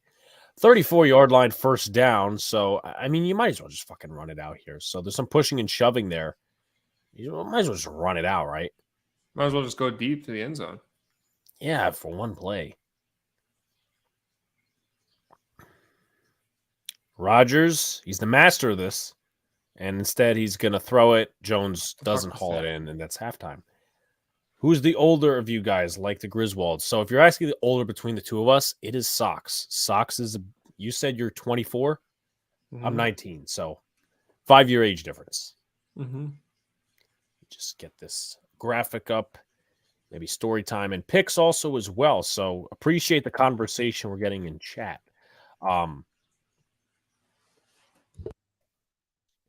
Here, so this was, first of all, one of the reasons I don't care about fake tree, real tree is because we downsized. Like, obviously, when I came here, I'm not living in a house. I'm living in an apartment compared to I lived in a house when I was in Pennsylvania. So I never really cared. Like, obviously, we were downsizing. So I'm like, you know what? I don't give two shits whether we get a real tree or a fake tree. And, there's been stories where people have fucking maggots. Yeah. I've heard that story with the tree, in terms of the real tree. But anyway, we were one year, the place we got our tree from, I don't think they were selling, or they went up in prices in terms of the tree. Thank you, Hayes. But what was I going to say? So I'm going to get to Jeff's question in a second, because that's a good question. I dropped my pen. So we were going to, I guess you could say it was kind of like a farm. It was like a tree farm, right? You have rows and rows of Christmas trees, whatever. Devils won again. Good luck to your Devils. Well, I mean, as a casual Rangers fan, and of anything, I can't really say about the Devils because there's pure hatred, but I'm not too involved in hockey yet. So before we get the picks, there was this tree farm and we didn't know where it was. And I guess it's a lack of common sense on all of our parts, if I'm going to be fair. So we were, I guess we all thought we were driving in. I don't know what the farm was called. So there was, the rows of trees and whatnot. So my dad is thinking, what was it? Fucking we were lost of some sorts. So we go up on this fucking hill. And trust me, it sounds boring, but it kind of gets a little bit better. So we go up on the hill, has a smoke, whatever. We come back down. We realized that tree farm was the Christmas tree farm that we were looking for. So we went up on a fucking hill for nothing. Oh shit! And you should have noticed that they were too good in line, probably, right? Yeah, but obviously, I mean, I would like to criticize my dad and my brother, but I'm like, I was in the fucking car, so I can't go without criticism. Sure. Wow, 19 must be nice. I'm an old dog. 53, good lord, could be your dad. I'm probably older. My dad is. Let me do the math here. He's older than 53. Let's see, 90, my dad's 59. 56. Not too much off. 56, and then my mother's 57. 11 in a row for the Devils. Blues are on a good streak now. Finally, yes. Love the side hockey talk in the chat. And no, I'm not being sarcastic. I'm being real. How about Judge Ball Guy turned down $3 million? Really? What's he think he's going to get for it? It's gonna be. It's interesting. Interesting. Probably Jets more with than Messi that. is 54. So definitely got an older generation. But hey, listen, we'll talk to anybody, of course. So Absolutely. right, and younger fans, not calling anyone out, but there are younger fans that can be fucking idiots. So nice to have a mature generation. So with that being said, I'm gonna go on my playoff predictors, and we're gonna get our picks and spreads going for week number 11, the week before Thanksgiving. We also have to probably, if you think about it, we could kind of maybe. I mean, I'll discuss it after. Anyway, so let me get the spreads up here. LA, fuck off. Thank you. So I'm gonna get it up here. We can get this going. Scores, we already know. So obviously, you and I had Green Bay coming into this game, and they are losing. So we may or may not lose on that front. Anyway, Jeff says, Jets nice. I feel it in my bones. That's probably referencing the age. So here we are. Let's start out with the Jets-Patriots game. Patriots are 3.5-point favorites. The Jets are coming off of a bye. What the fuck did the Patriots? I think the Patriots won last week. Maybe they did. Maybe they didn't. But anyway, Patriots 5-4. They could tie the Jets, and this is a big divisional game. Because the Bills, they're obviously playing the Browns in Detroit. Obviously, we know the story with that. But I think if they win, they could get a chance at first place. And then if they lose, they go down to last place. So it's a very competitive division. But I'm going to go ahead and unfortunately take the New England Patriots here. Jets. Okay. So Luca will like you for that. The game in Detroit that I'm kind of pissed that they moved. Cleveland Browns, Buffalo Bills. Really two opposite teams. The Browns, well, they're very run heavy. The Bills, well, they're very pass heavy. Buffalo is 8-point favorites. I'm going to take the Buffalo Bills. Bills. Okay. Ugly game. Very ugly game. They lost to the Jeff Saturday Colts. And I said last week on both of our shows, Boys in the Big Apple and Dead Red, if the Raiders were to lose, I would pick against them the rest of the season. Sox, I think you had the Colts last week, so I have to congratulate you on that. I believe in Saturday. He's showing up so far. Obviously, they have a big test with the Phillies. Phillies, Jesus Christ, Eagles this week. Eagles. Yes, I have to remember. A ton of Philly teams. Unfortunately, I'm going to go ahead and take the Broncos here. I'm going to take Broncos just because they're at home. All right. Jeff says, yes, it's all true about age. It sucks. I used to be in such good shape. It leaves you, unfortunately. Yeah, I've heard about it. I mean, you obviously get the joke every time it's your birthday. Oh, 19, 18, you're downhill from there. The most prominent one I've heard is, and obviously no offense to y'all, but from 50 it goes downhill and health problems start to show up a little bit more. Bengals off the bye against the Steelers. The Steelers have TJ Watt. My Steeler fan friend thinks that they're going to win. And their season's back on possibly. I don't know. They're like 3-6. I'm going to go ahead and take the Bengals. Steelers. Okay, so I forgot to also add in the Raiders are 2.5-point underdogs and the Bengals are 4-point favorites. But I'm going to go ahead and pick my Bengals. Sox's objection is duly noted. Kansas City is playing the Chargers. Kansas City is a 5-point favorite. This is going to be the Sunday night game.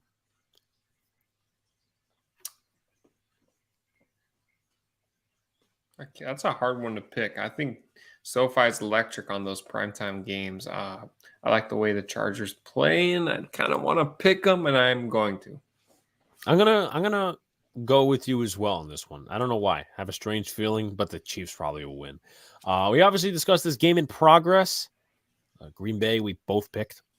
This was an interesting one. Surprised Tony's not in the chat today, but he'll probably text me telling me why, which is good.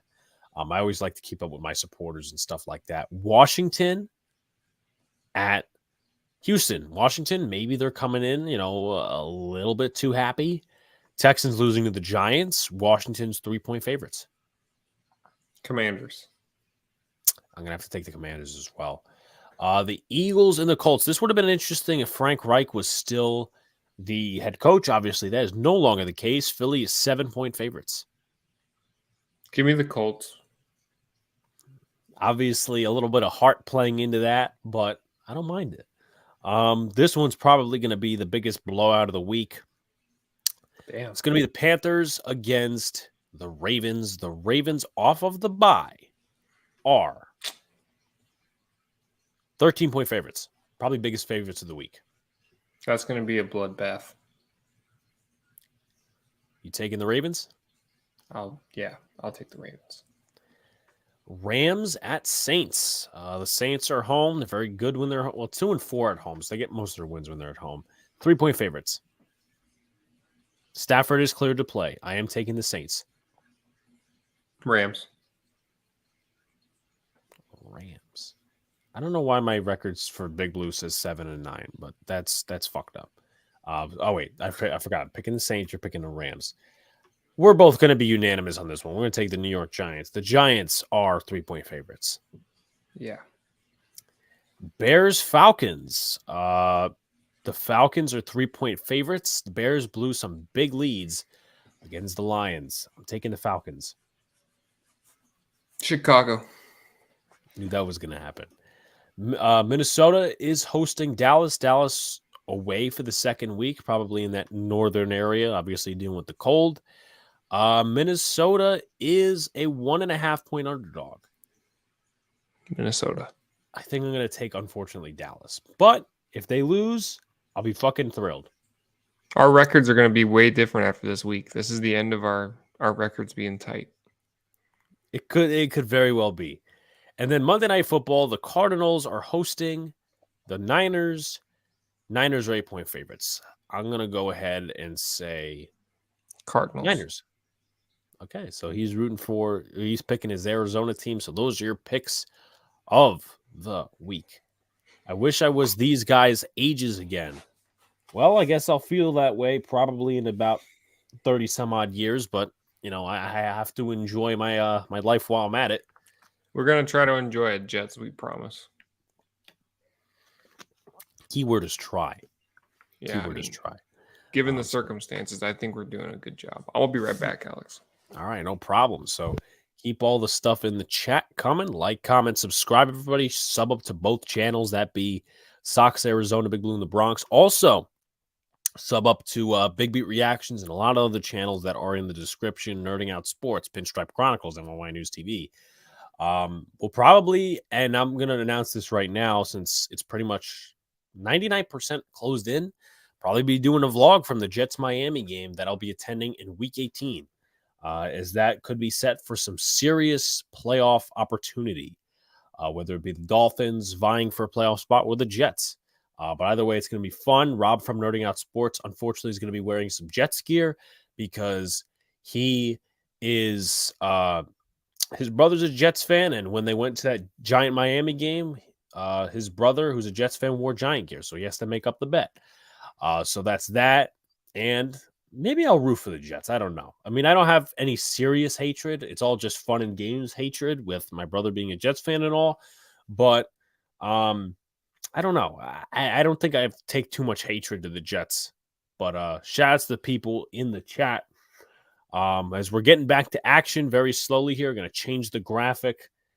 Sox will be back probably by the time this third quarter starts. It is 14-6, and I think Green Bay is the one that's taking the cake in terms of returning the football, unless, of course, there's a fumble. But Green Bay is right now taking probably the cake in terms of getting the football in the second half. So we'll see if they try to maximize on that opportunity. Not a ton of offense for them other than a freaky play by Aaron Rodgers to Christian Watson in the first half. So maybe some halftime stats we could give you as well. Aaron Rodgers, 74 yards, a touchdown, 8 for 11, 6.7 yards per throw. Ryan Tannehill, 14 for 18, 127 yards, a touchdown. Not much of the rushing game, despite where the attempts have gone. More rushing attempts for Green Bay. Probably about one less rushing attempt for Tennessee compared to the passing game. So rushing game, it's mostly short yardage situations with these teams. And 96 yards in the first half for the Green Bay Packers, about, 171 for the Titans. So the Packers need to find a way to slow them down. Robert Woods getting involved towards the end of the half. He's got 4 catches. Traylon Burks, obviously, that big 43-yard reception. So I would stick to the passing game a little bit more. That's at least my opinion. Doesn't Aaron Rodgers look like he lives in a trailer park? Yeah, he just he's never been the prettiest looking guy. If I'm going to be He won't blunt. set the world on fire, that's for sure. Mm-hmm. He'll never be sexiest man in America. Josh Lambo kicks it off. Keyshawn Nixon is back there. He's going to take it from the 5-yard line, past the 10, the 15, gets to the 20, gets to the 29-yard line. So a solid return there as the Packers will come back on offense. So they interviewed LaFleur at halftime, probably questioning the offense, as the offense really hasn't been great. Oh, no. Brian Cashman's sleeping again. He's got a sleeping bag again. What do you mean? Okay, I'm going to screenshot it, and we're going to put it on the screen. This is real, by the way. Now, obviously, he's doing it for a good cause, but at the same time, this is going to be memed everywhere. I'm going to wait until after this play. Snap, fake, play action. Rodgers looks, he fires, got his man Alan Lazard for about 8 yards on the play. Second down and short. So let's get this on the screen here. Again, once again, probably going to be memed again. As we get this there. Matt, I almost said Mike LaFleur. He's the offensive coordinator of the fucking Jets. But second down and about 1. Rodgers calling out signals in the very cold weather of Green Bay, Wisconsin. Takes the snap. Weird turnaround by Rodgers, but it worked. Randall Cobb gets the catch to the 44 and a first down. This is what I'm talking about. Yeah, that was a little strange. As I said, it's for a good cause, but it's going to be... I don't understand. Oh, it's a sleep out. Okay. So you could sort of understand it. It's still going to get memed, though. I mean... Oh, yeah, that's a meme. 100%.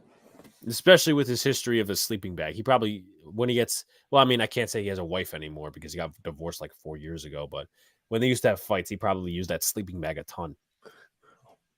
13:40 left to go. 2-back set. They're going to give it to Dillon. No, they're going to flip it to Aaron Jones. Nice block out in front by the tight end and a first down out to the 42-yard line. Aaron Jones moving the chains. That's what you get when you have Dillon and Jones back there. That little 1-2 punch. Little fake to Dillon. Nice block on the play by DeGuara. Moving out in front. I like it. Getting peace from the defender. So it'll be first down. So yeah, he just does a little fake on Autry. So Jones, 7 rushes, 34 yards. That's almost 5 yards per carry. So solid numbers there. Fake, Rodgers, play action. Got a man rushing him. He's going to throw it to Randall Cobb, and not much there. Joshua Kalu on the tackle. It's going to be second down. I like how much Randall Cobb's getting the ball here in his return. Yep.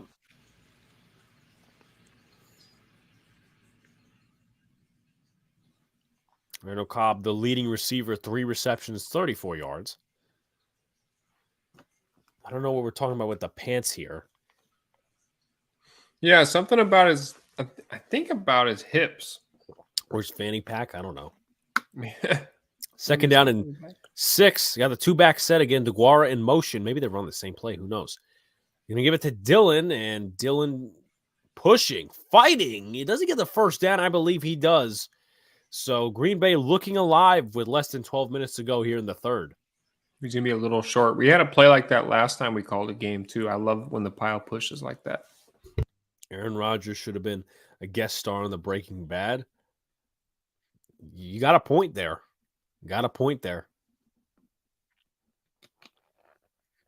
I wonder what his Breaking Bad name would have been.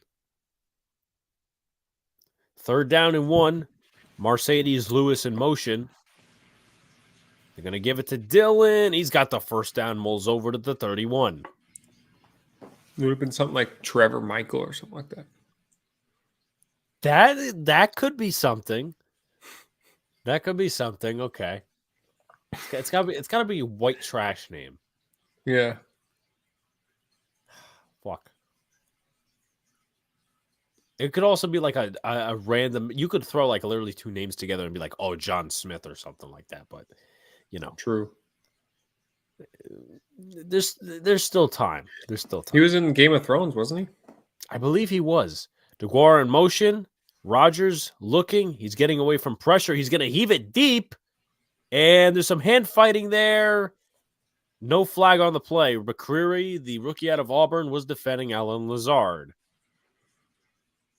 I think that was a really good throw. Just really good defense there. Okay.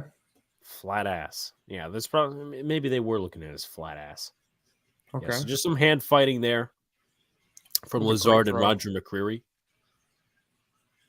I didn't think it was a penalty. I didn't think so either.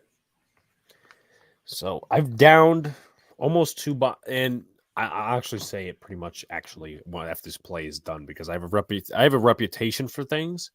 Mercedes Lewis back in motion. 2nd down and 10. Give fake to Jones. Rogers under pressure. He's got to get rid of it. Rolls out of the pocket. Heaves it downfield. Oh, that's a drop for Lazard. A little behind him, but you got to haul that in. It's 3rd down and 10. That's tough. That is tough. But I have a habit for downing water bottles during shows and all this other stuff just to keep my voice going. And usually I like water bottle or at least water, tap water, with ice cubes. But during this type of stuff, I'll take the bottled. But I could go through like 5 bottles of water per show. I'm just going to say right now. I have 6 in preparation. I've went through like 2. So impressive. Okay. I usually just go through 1 glass throughout the show. It's done by now. I'll have a 10, water. 1st down for Lazard, making up for the drop. I'll have a water and a soda or something else, a juice, something like that, and then I'm good until after the show. What I also refrain from is like burping. Yeah. Eli Brunner. I like Jethro Brunner. Can we put those 2 comments together? Right. No. Eli Marks. I like that. I feel like there's a guy named Eli Marks. Oh, okay. Now, obviously, there's been same name characters and shows and all that shit. A little handoff to Christian Watson. Gained a 3 there. I feel like maybe I'm mistaken. Let me look it up. Okay, so there's a book series called the Eli Marks Mysteries. Okay. Apparently he's a magician. So all right. It's not too known, so you could probably still use that name. I mean, all right. If you can connect the name, I'll send you a prize. Well, I mean, Eli Marks, Jethro Brunner. I mean, Jones, not much there. McCreary and Long, amongst others on the tackle. It's going to be 3rd down and about 7. Big 3rd down right here. Do you go for 2 if you score on this drive? You probably should go for 2, not wait. Probably.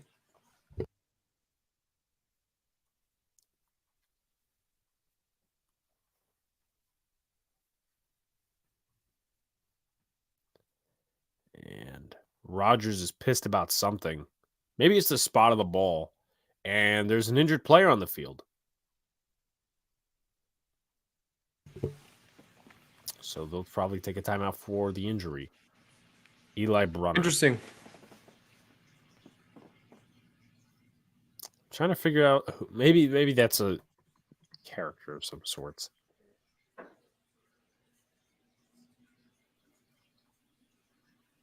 Still not getting it though, I must say. Oh, you said Eli Manning and Scott Brunner, both Giants. Ah, okay, all right. I kind of figured. maybe I kind of figured the Eli thing, but I'm like, who's the Brunner about? Yeah. Who was Brunner the quarterback? 1980 to 1983, so before the Dark Ages were off. Wow. Well, you could technically say it was during the Dark Ages. So, Jersey native. No.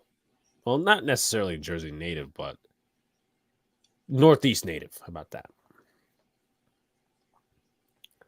It's 3rd and 11. Looks like Rodgers probably thought he was faking. And he was like tussling with Jeffrey Simmons, I think. I think he probably thought he was faking. Maybe, I don't know. I'm just trying to read his lips and everything. I think so. He's asking him, is he really hurt or is he just Trying to jerk off time. Yeah. 3rd down and 11. Clock is running, 8:39. Robert Tonyan in motion. Rodgers takes a snap. He's under pressure, and he throws it to a receiver who's currently down. That is Aaron Jones. And it's 4th down. Now he's hurt. Looks like Jones hurt his hamstring.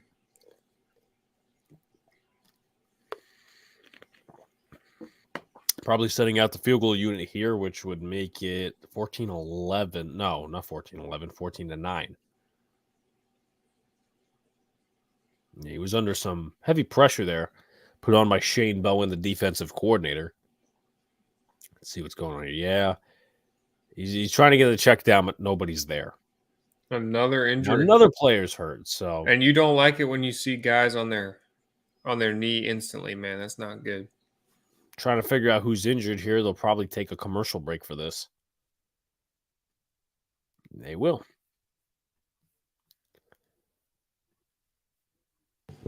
Yeah, that's never good.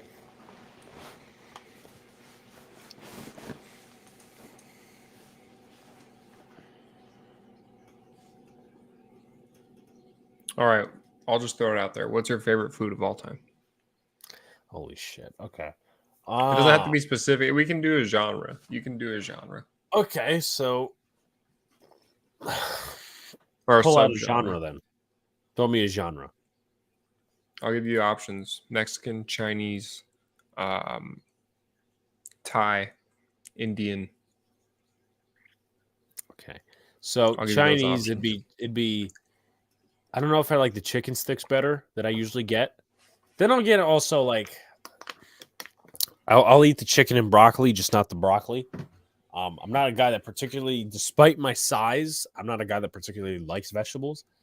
So I think I'd probably go because the way they do it at my local Chinese place is they like, it's not barbecue sauce, but it's like a sweet sauce, which is really good.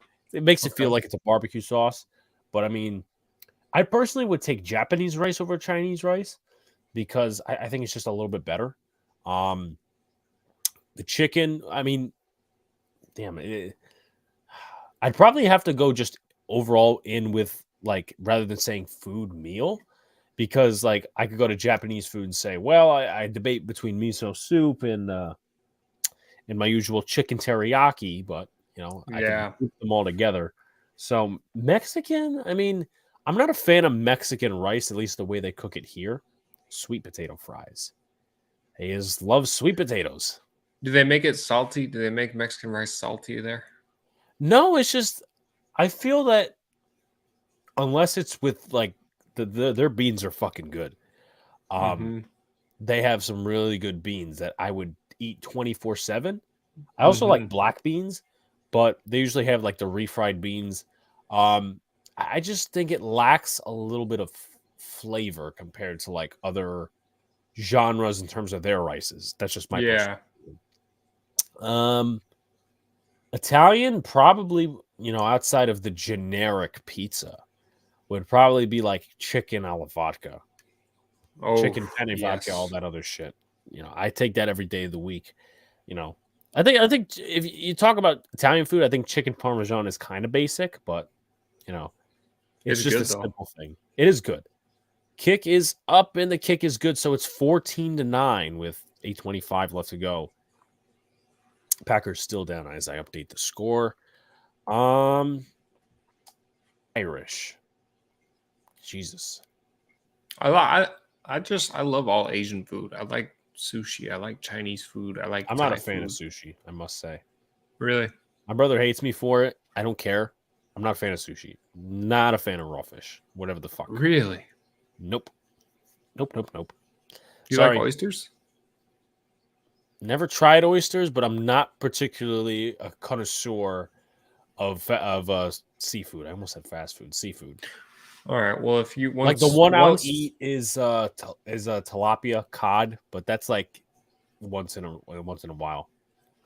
all right. Well, once Big Blue gets out here to San Diego, we'll get him to try some oysters.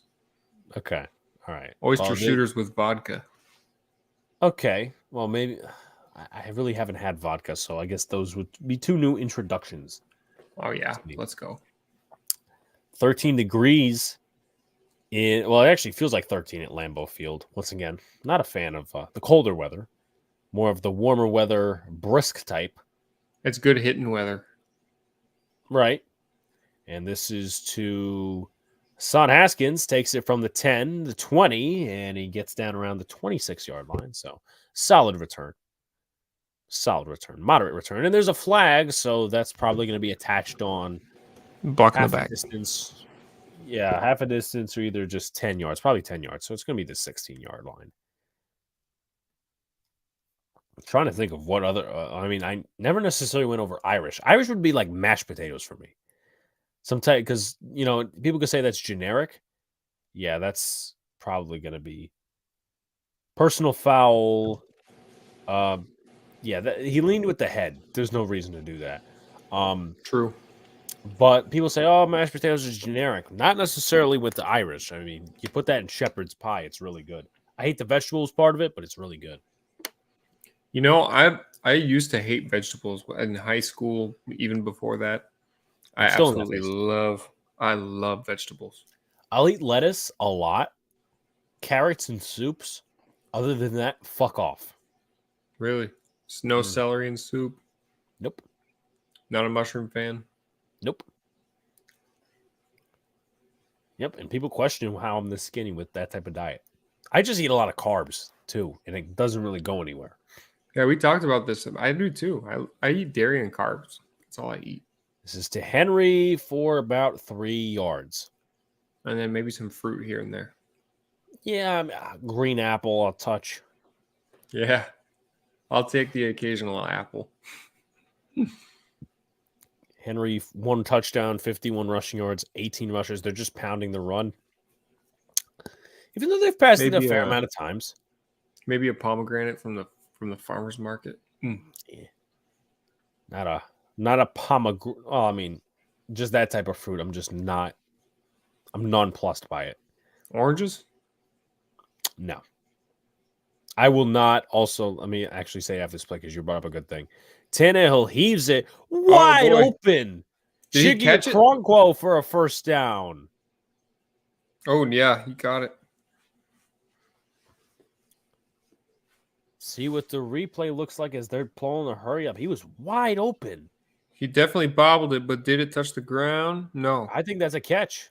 That is a catch. The body part down. Henry gets about 5 or 6 on the carry. I was too skinny too, but it all catches up to you when you get older. Yeah, I mean, first of all, when you get older, obviously, I will try to stay in shape like I am kind of right now. Obviously, it's not going to be maintainable. I think it's going to stand as a catch because even though it hits the ground slightly, he's under control with it. I've seen plays like that before. But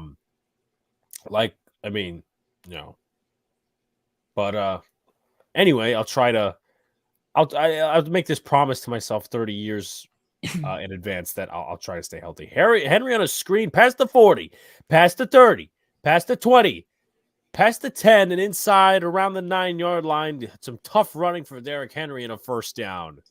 I'm just pissed that wasn't a handoff and I don't get those on my prediction. Right. See, if you would have said scrimmage yards, then we would have had a different story. I should have too. Well, you missed out on that one.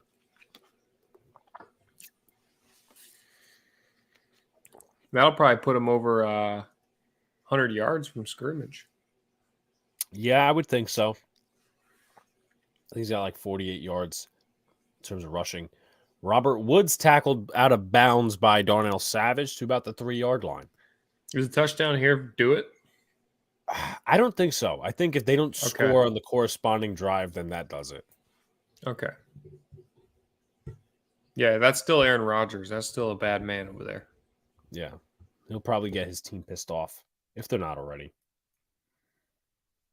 But I just appreciate the amount of food options I have in this general area because, I mean, generally, actually, I'll probably talk about it after this play. 5:26, 5:25. Now it's down to 5 seconds on the play clock. Straight up. Oh, Henry passes it. It's a touchdown. Austin Hooper. What a fucking play that was. Henry's second pass of the game is a touchdown. What a creative play. What a play overall, because that box was stacked. Nobody expected Henry to throw it. Hooper was wide open in the end zone. Wow, man. He was still behind the line of scrimmage, too. I gotta text my coworker back.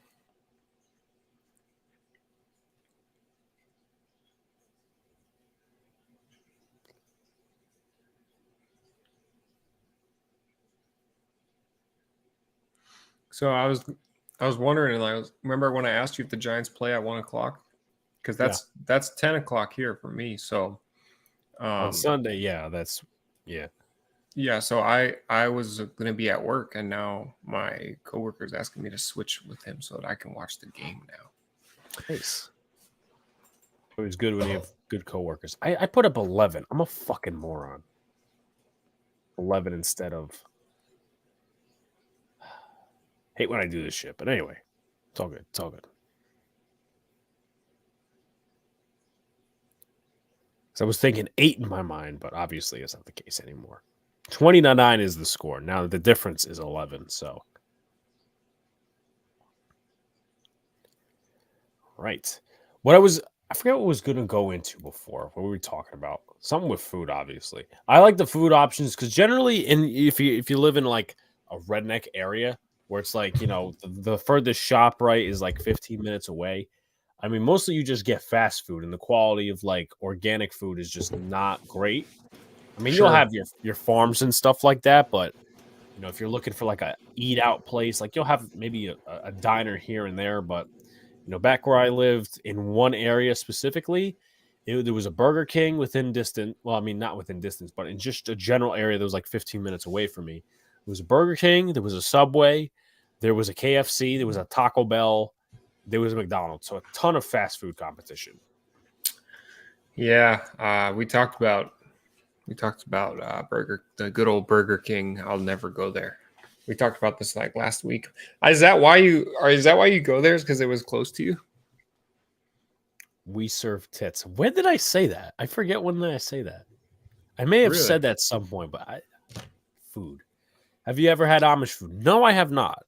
I don't know all the toilet bowl meals. Yeah, if you want to get fat and all that stuff, that's your way to go. I mean, you know, and it doesn't help that it's like an area of just not being active. I mean, there's a lot of open fields, so it's like you wanted to play baseball or something like that, but you just have to drive everywhere. It's not like New York. No, I haven't had Amish food. I haven't been to Amish country either. So I will say, when I was in Ohio, I went to Amish country and bought from their old. They were selling fruit or something. I don't remember what we bought, but it was really cool to see. Really? Yeah. Good to know. Good to know. They had like 20 people living in one house. Yeah, that's kind of the scary part because I'm not trying to be, you know, going against someone's heritage or culture, but like, of course, do they shower? I think so. Maybe I don't know. The old-fashioned way, because I don't know that they have running water like we do. No, I think they just have like a pump and maybe all that other shit. Pump at the shower. Sean Nixon on the return, past the 10, past the 20, past the 30. He's picking up some steam down to the 31. It's the kind of conversations we have during Thursday Night Football. Right. Amish have great pies. You got to eat some halal, Alex. I've gotten my fair share of halal. Now, I don't eat it Oh, what often. is that? What is that? So, obviously, you've never been to New York, but do you understand the prospect of cart food? Like I'll throw a couple of like things at you. like Shish a kebab. cart on the Chicken street. kebab. Yes. Okay. Yes. That's typically what it is. So they'll have like falafel with rice or chicken on a whatever. I mean I'm very basic when it comes to certain foods. Hand off to Dylan about 2-3 yards on the play. Some pushing and shoving between Long and DeGuara there, second down. But I'll get like I remember last year when I went to the old St. Francis building for lunch, I didn't really like a ton of the stuff they served. So I'm like, there was a cart and there was a park too, like a minute down the block. And I always used to go to this guy and get it was chicken. It wasn't barbecue, but it was like it didn't have a spice to it, but it was just like chicken, grilled chicken in a way. Rodgers fires it over the middle of first down for Randall Cobb down to the 37-yard line and a first down. But what was I going to say? Sox needs to come to New York at some point down the line. Oh yeah, for sure. We need to go see a Giants game. Giants game, whatever, we obviously pick up on the list. Yeah. Great throw by Rodgers there, but yeah, I mean, very basic. It was like lettuce, some vegetables in there. I always shove that shit off to the side, except for the lettuce. I always eat the lettuce, rice, and chicken. And it was like I love lettuce. $6-7. My guy knew me every time, so I was like, I was good with him. Nice. Aaron Jones takes the carry, and he doesn't get a ton. It's nice to have a guy with that kind of thing. Do they wipe with the paper or the wash away? Trust me, I wouldn't want to know. 1 time a week. There was some comment about Mediterranean food. That's actually something we didn't discuss. I've never really had turkey. Actually, you know what? I'm going to go both of them because even though those two kind of hate each other, and Serbs play a little role in that as well. But Mediterranean food, and once again, it's basic, but I'm going to explain after this play. Screen to Jones, blockers out in front, and he's down at 31. So it's going to be about 3rd down and 4 at most. But Greek food is off the charts. I have a Greek place that I go to. They know me. Very nice people. And the appetizer I always order is cheese on fire. It's called saganaki. And they have a pan with cheese on it. It's salty, but it's really good. They have it on fire, and then they put seasoning on it, and they put it out. So that's really good. Ooh, yes. Deep ball. Lazard has it at the 10-yard line, first down. So probably match him a little bit more further than the 10. But Packers, they're fighting back a little bit here. But yeah. They like the place I go to, they give you a whole meal. Like they'll give you 2 skewers, which is basically 2 like sticks of chicken. I gotta see if he got. Yeah, it looks like he got the feet down. Rodgers quick pass and he dropped it. That's a Rodgers tough one right there. Yeah, he slipped. But they give you a salad. They give you pita bread. They give you Greek fries, which are kind of like McDonald's fries, but with cheese. That's really good. Like pure Greek cheese, and then they give you, I think I'm matched on everything, but it's really good. Nice. Yeah, that's awesome. Yeah, we got a bunch of nice food out here. It's a little bit different, There's a lot of really nice restaurants. It's the seafood is amazing. Yeah, and something I always try to hit on when I go to the South, and I'll be, as I said, for the millionth time, I'll be going there January 5th to the January 10th, so we won't have a Boys in Big Apple that week. Back of the end zone touchdown, Christian Watson. The guy who just dropped it. His second touchdown of the game. And let's see, that puts up 7. But if you put up 8, let's see, if you go for 2 here, you make it a field goal game. So you could go for 2. Damn it. I want to see if someone's already picked this guy up in my league. Well, I have him in like 2 of my leagues, but also the person I'm facing also has him in one of my leagues as well. But I always try to hit especially within that Florida area. I always try to hit Southern barbecue, Southern breakfasts, and I also try to hit Cuban food, which is extremely fattening, but it's so good. So they will go for the Yeah. 2-point try. Before Definitely give last us some week, food Christian comments, guys. Watson Love the was, conversation. You were saying socks? of course, before last week, Christian Watson was owned in 10% of leagues on Yahoo Fantasy, and now he's owned in 75. Yeah, probably because Dubs got hurt. Yeah. So after this try, we'll change the scoreboard here. Maybe it's a 3-point game. Maybe it's a 5-point game. Jones gets the toss, and he gets in. 3-point game we got here. 2:04 left to go in the third. We got ourselves a football game here. Yes, sir. It always gets interesting towards the end. Well, except for that Texan game. That was a bit of an outlier. Let's see. There's a couple. Any Giants receivers in fantasy? You know, I had Richie James for a little bit, and then I dropped him. I didn't get any Giant. I mean, I've gone with I Daniel tried Jones staying all away year. from that, if you want my honest opinion. Yeah. That's what I always do every season. I try staying away from that because, like, I'm not going to do that. Trust me, I stay away from the division, the whole division. I don't draft Cowboys. I don't draft the Eagles. You're good on that promise. You make good on that promise because I have the Eagles defense in a couple of leagues. I think I have the Cowboys defense in a league.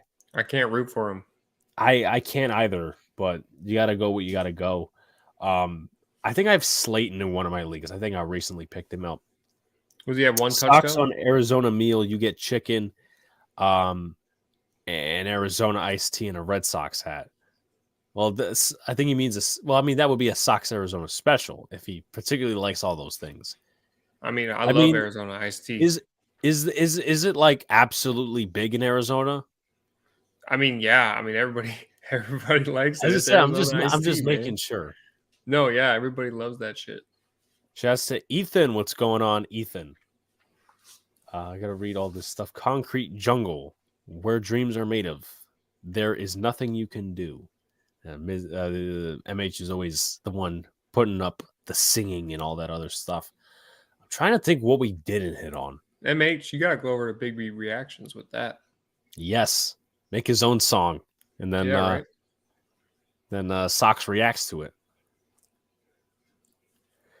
What's up, Ethan? Yeah, what's going on, Ethan? Just trying to think. What else did we not hit on? Give us some food suggestions / comments / questions in the chat. I love a good yakisoba, like a homemade or like a chow mein. You know, a homemade chow mein with chicken. Never had either of those. Chow mein I heard of. The other one you mentioned I've not heard of. Yakisoba, it's a kind of noodle. Okay, lo mein I've had. I just can't finish it all in one piece. Yeah. Sometimes. So there's that. Chicken and broccoli I already mentioned. Rice is good. I don't really eat Chinese soup, so there's that. I used to hate Chinese noodles, like the brown ones. Now I love them. Really? Yeah. There was a time where I really didn't eat Chinese food. I was like in 5th grade and I had Chinese food and then I threw up. And I was convinced that it was like the Chinese chicken. Because my friend was telling me, yeah, I got sick from that also. But then after like a few years, I finally Hilliard returns it out to the 39, by the way. I was like, you know what? I'm just gonna fucking try it again. And you know what? Something I didn't regret. I hate mashed potatoes. I don't know why, I just do. That's a tough one, man. That's a hot take, Ethan. That is a hot take. Yeah, throw us your food takes, all these other different things. But that's a tough one, man. What about some gravy, though? What if you had some gravy? Like, I used to not eat mashed potatoes because I'm like, I just didn't get the concept. But hey, listen, now I'm a mashed potato fiend. I'll be having it with my ribs tonight. Load them up with some cheddar cheese and bacon and some chives. Oh, my goodness. I have a comment, but I'm going to say it after this. Hand off to Henry. He's got 2 yards. Don't tell me you don't like loaded mashed potatoes. No. Gravy is terrible. Oh, man. Oh. What? Okay, let's get this straight, Ethan. What do you like? What do you like? What do you like? So Cedero Slayton unfortunately is down for the Packers. But what was I gonna say? I used to go over to my dad's place, his apartment in this one section. The section I was talking about with the McDonald's and the Subway and all these other different restaurants.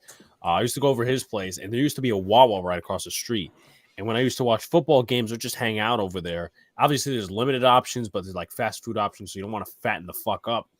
But I used to go to Wawa, and there's a big argument in PA over which is better, Sheetz or Wawa. It's like a Philly type argument. It's weird. But I used to go to Wawa. I would get 3 chicken strips, mac and cheese, and mashed potatoes combined. That's what I like. I think that's an awesome combo.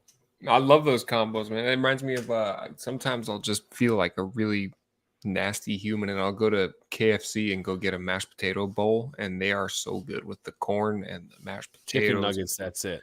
I'll respond to MH's comment 2 things in a second. But like KFC, I'm iffy with them. Maybe because they screwed up all my orders every time I went in Pennsylvania. They do that. They seem to do that. Especially the ones with the fucking, what do you call it? With Taco Bell attached to them? Right. Yes. Oh I'm not the only one who's had this fucking issue.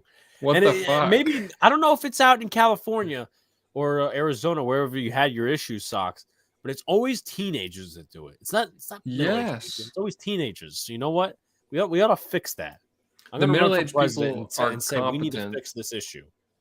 Look, the middle-aged people that work there are competent enough to work in the back of the house. So they're making the chicken, they're doing the dishes, all that stuff. Right. And the other people, they don't listen on the drive-through. They don't give you the damn right sauce or anything like that. Right. I agree.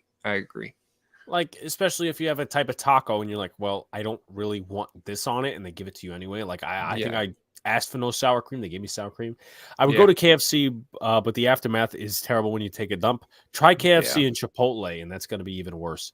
I don't necessarily, not that I've tried it before, but I'm not necessarily a fan of Chipotle. Outsider view, as I said, I've never particularly liked that. Tulane is up 49-7 on SMU. Holy shit. KFC is the same here in Missouri. Stop going there just for that reason. So it's an America problem. It's worldwide. We have to ask some of our international worldwide folks. people then. But does football or baseball bring faster food cravings? That's a good question. I mean, what was the question? Does football or baseball bring faster food cravings? Football, 100%. I would say football to an extent. Obviously you're at the stadium for baseball. It's a different story. Wide open Robert Woods in the secondary, 40 to the 30 to the 29, wide open in the secondary, and this Titans offense just keeps pushing it down the field with the vertical passing game. But this is a good one as well. Alex, you got European descent. You got to have Chavape. It's big in my family's country. Yes, it is big where my family's from as well. That's very big. My grandfather makes it. He usually makes it with like vegetables and stuff. I'm like, get that shit off my plate. But damn, you really don't like veggies, huh? I said it. I don't lie when I'm on here. I say what I say what my opinion is. And I say what the truth is. I don't like veggies are good for your heart. Yeah, but sausage is a big part of probably my background, in terms of food. Chavape being that's good stuff. For me, neither. Can't afford any stadiums. Beer at Busch is $11. No, thank you. Obviously, Jeff lives in Missouri, so he's going to Busch Stadium. I mean, I'm not old enough, but I try sometimes not to spend on stadium food. Like there was a time in the summer I went to 2 Mets games and I just like ordered this, and I'm like, I'm done. I ordered. This one's caught, by the way, by Westbrook Inhine and Razul Douglas in coverage, first down. So this will probably run out to the end of the third quarter, and we'll reach the fourth, unless they run a play like they did in the first quarter, the Packers did. But it's going to run out 2017. We go to the fourth. I just went and saw Elton John and Phoenix, and I think we talked about it before, but the Phoenix Suns have the most highest average price for concessions in all of professional sports in the United States. And you got to see that this weekend. Well, we went to Chase Field right across the street Oh, all right. Yep. where the D-backs play, so it wasn't. But I paid $19 for a tall Modelo. That's fucking stupid.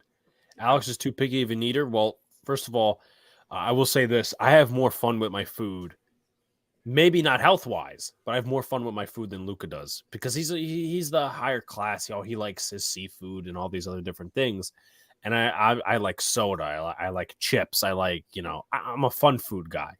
And, Luca criticized me for that. And I criticized him for the fact that he doesn't have fun.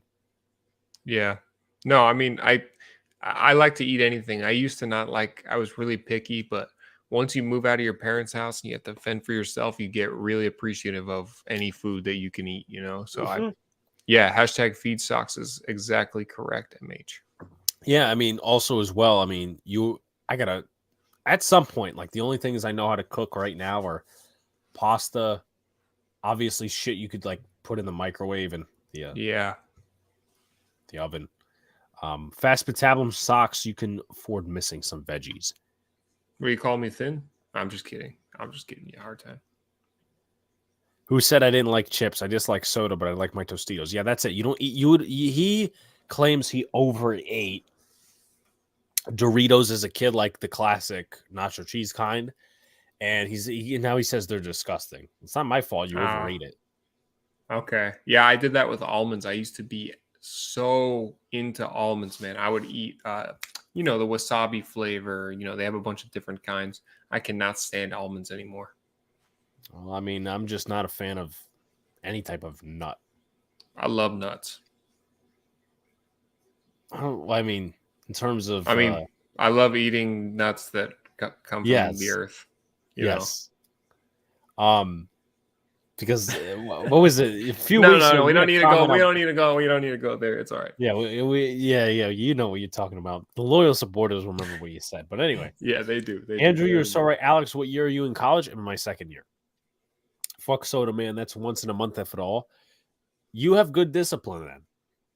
And I made a bet with myself / a prayer that if something happened, I wouldn't drink soda for a month. I did that between August and September. I didn't have soda at all. It was hard, but I had a lot of green tea, Arizona. I had a lot of water. I had a lot of iced tea. But I'm back on the soda high. And I think I'm back on the soda high just generally because as a kid, up until 7th grade, I fucking hated soda. Okay. I think I like soda because I was never allowed to drink it. Yeah, so you could also go with that as well. Tannehill with Hilliard in the backfield. Hopefully Hilliard get me some points. Play action. Over the middle.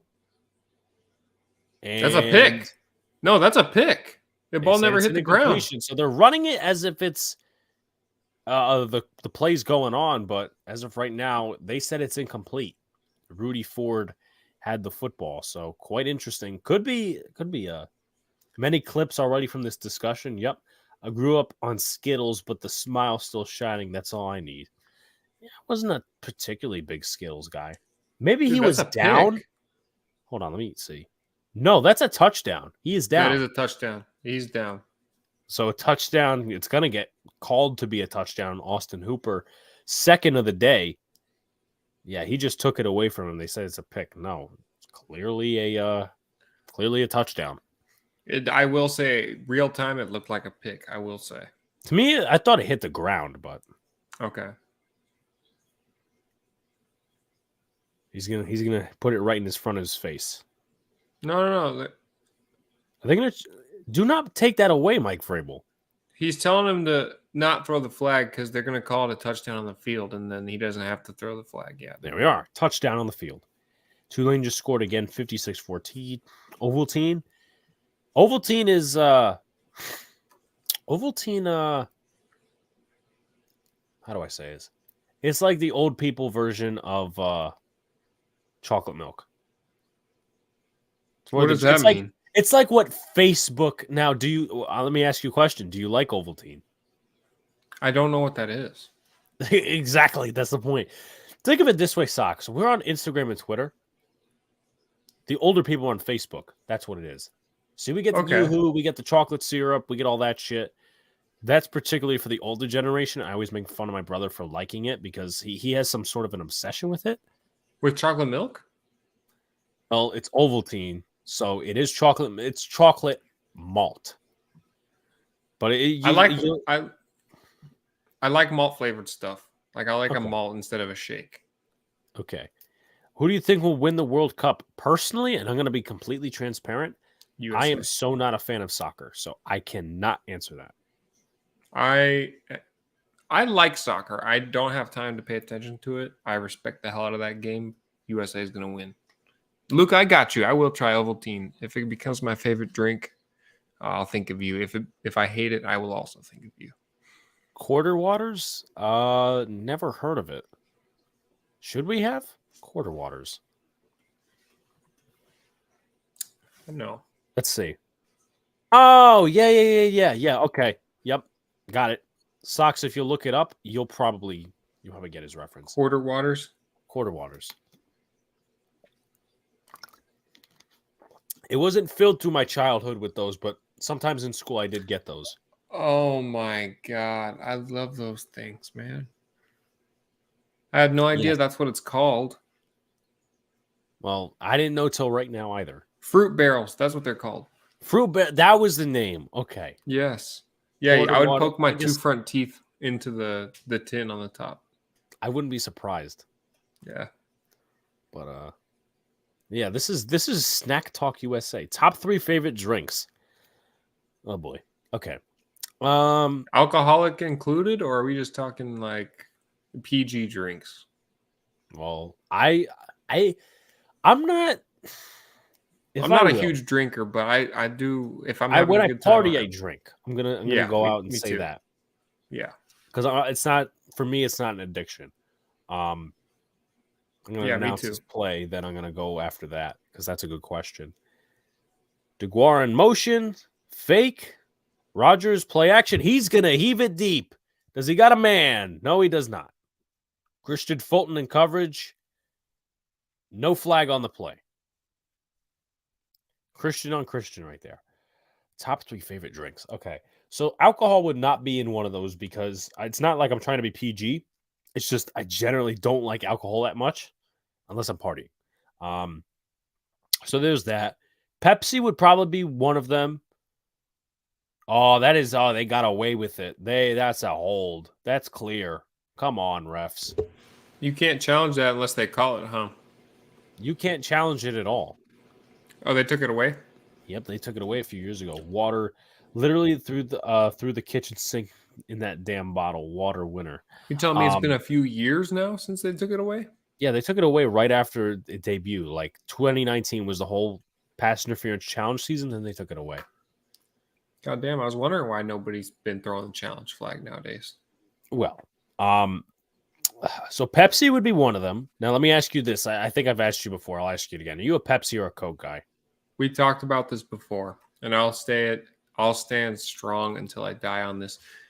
My favorite out of the two, if we're talking regular, is Coke. But I think Cherry Pepsi is top of the top. I'll take Cherry Pepsi over regular Coke.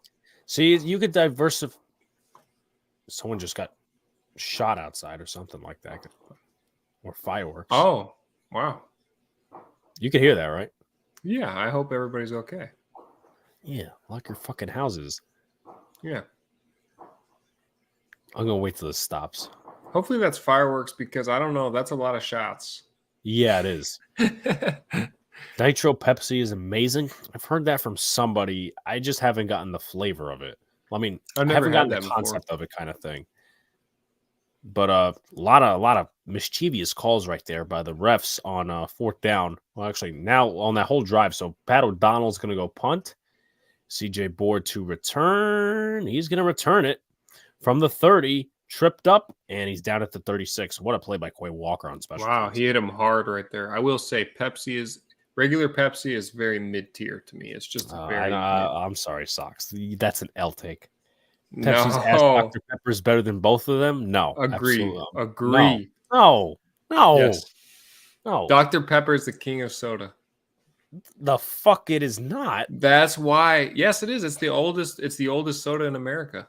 But that doesn't mean it's the best. It is. It's got 23 flavors. Who the fuck gets any other flavor of Dr. Pepper? We're not talking about other flavors. We're talking But about what's better. it's a general question. Don't dance around it here. Okay, look, I'm not dancing around. The cream, the whatever the other flavors of Dr. Pepper are, the cream soda is not good, I will say. But if we're talking straight Dr. Pepper, beats all soda, no matter what variety you want. No, I'm sorry. That's just an L right there. So what is it, Pepsi then? You think regular Pepsi beats all soda? That's also an L take. I think just Pepsi products win the soda competition. Now, there is a weird one here that every time I ask my friend Sean, he gives me an answer that's on my side. But like, for instance, we went to MetLife Stadium and, what was I going to say? Hayes says, Alex, sticky socks. I'm heading out. Have a good night. Be safe. Thank you, Hayes. Appreciate you tuning in. Sticky socks. What the hell is that? Sticky socks. Okay. But we went to MetLife Stadium, obviously, for the Giant Jet game this past preseason.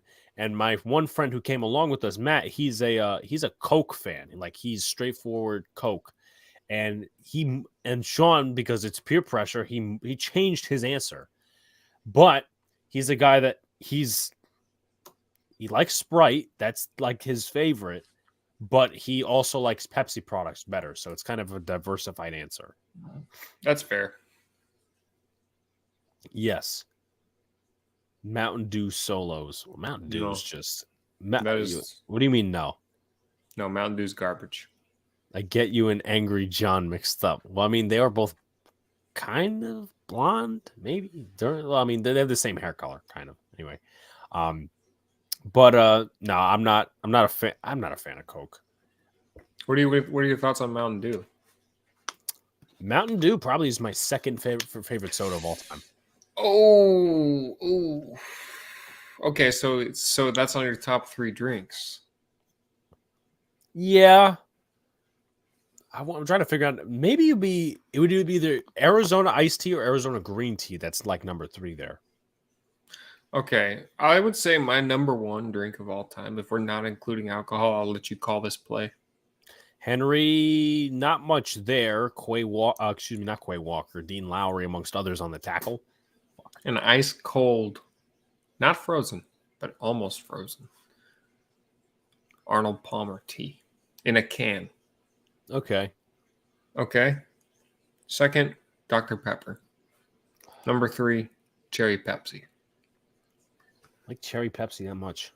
I really do. It's delicious. See, it's weird because that's the one that got me into drinking soda, but at the same time, that's the one. Like, I don't like Cherry Pepsi right now. If you ask me, I'd shove it away. Oh, damn. Second down and 8. Hand off to Henry. He is stuffed in the backfield.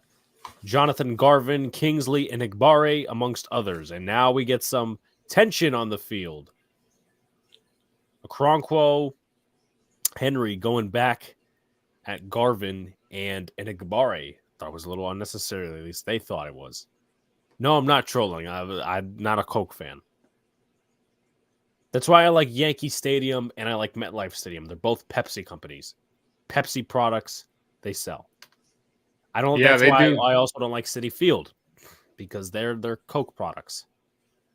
I think places. I mean, places that carry Coke products are just a next level tier. They just are. I mean, Pepsi products are just because it's affordable. That's why This is caught by Westbrook in hind, first down. That's why everybody carries Pepsi, because it's affordable. So you're saying that Pepsi's affordable, therefore it's cheaper, therefore it's less quality. Yeah. You have to charge more for what you get. You're not gonna charge less for good quality soda. Sorry, but that's gonna be another L right there, Sox. Oh man. All right. So, first down and 10, they're gonna hand it off to Henry. Henry trying to bounce it to the outside. He's got some success with that, and he's about 2 yards shy of the first, down to the 35. No, but really, I wonder why. Because most restaurants carry Pepsi. Is it really because it's just better? I think it's better, but I don't know why they carry it. Pepsi is a drunk version of Coke, vice versa, and you have the right answer there, MH. I gotta. Someone said to me once, and he's been on the channel a couple times. My friend Killer Joe, he said that Pepsi ruins meals, and I called him fucking crazy, and I still think he's crazy for saying something like that. Pepsi tastes flat all the time. It does. You can't give me a crisp tasting Pepsi. It just doesn't exist. No. Oh, it's intercepted. Rasul Douglas takes it away on the play action. Across the 30. Tannehill tackles him at the 34, and this could be a momentum changer. That's big. They serve Coke on the plane to get people happy. Well, that's why I get Sprite. I mean, they should serve Pepsi on planes. And I've had that. I've had that before. Pepsi tastes like Dr. Pepper on steroids. You guys have some weird-ass soda takes. Nope.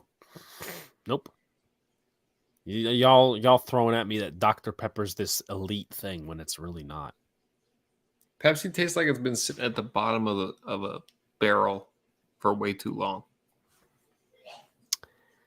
Nope.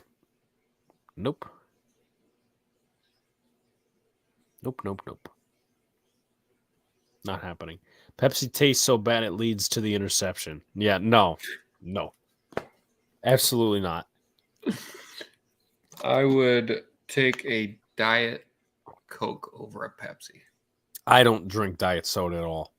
I don't either. I really don't. I think that was a little bit too hot of a take, but I want to retract my statement.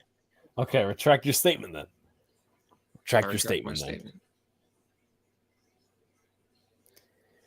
So we're waiting to get back to action.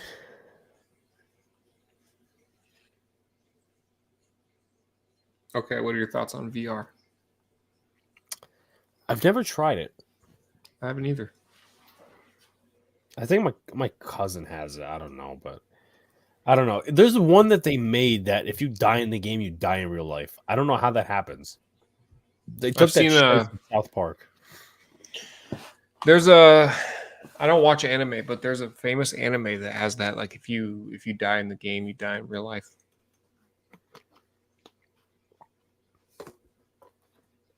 I know people maybe in here like virtual reality, but pretty worthless way to die if you ask me. Yeah.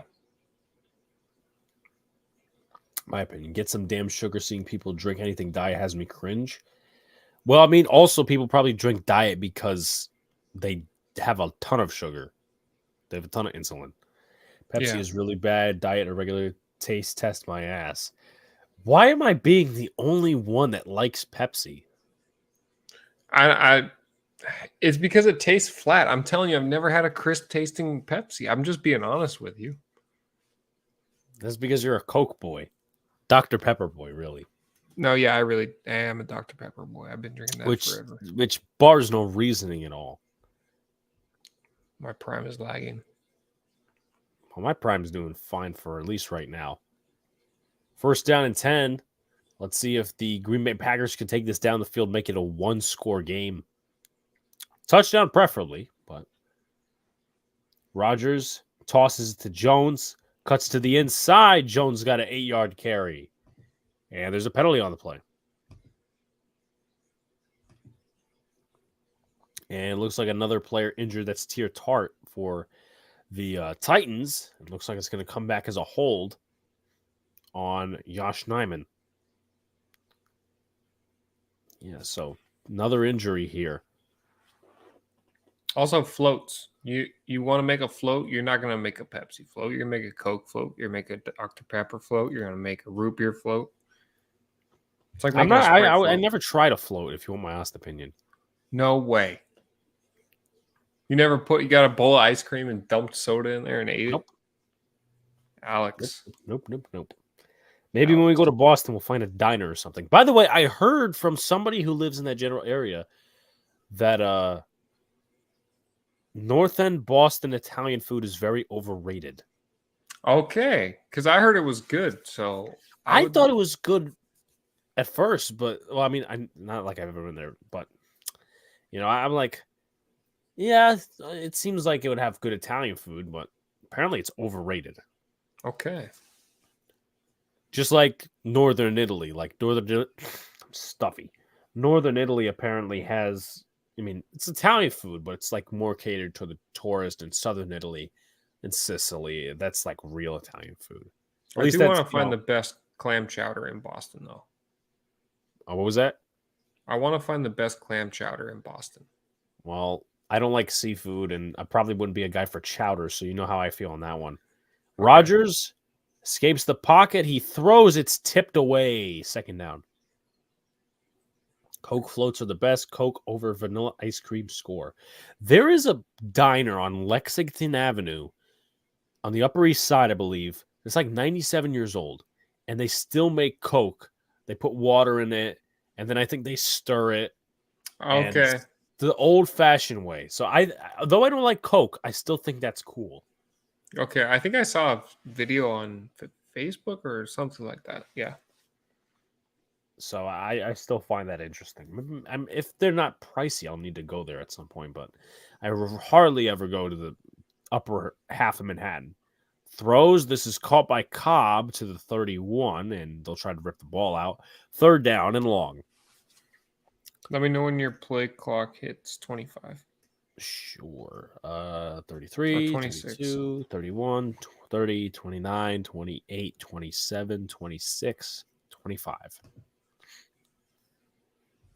Next stream, you review the sodas with socks. We could do that.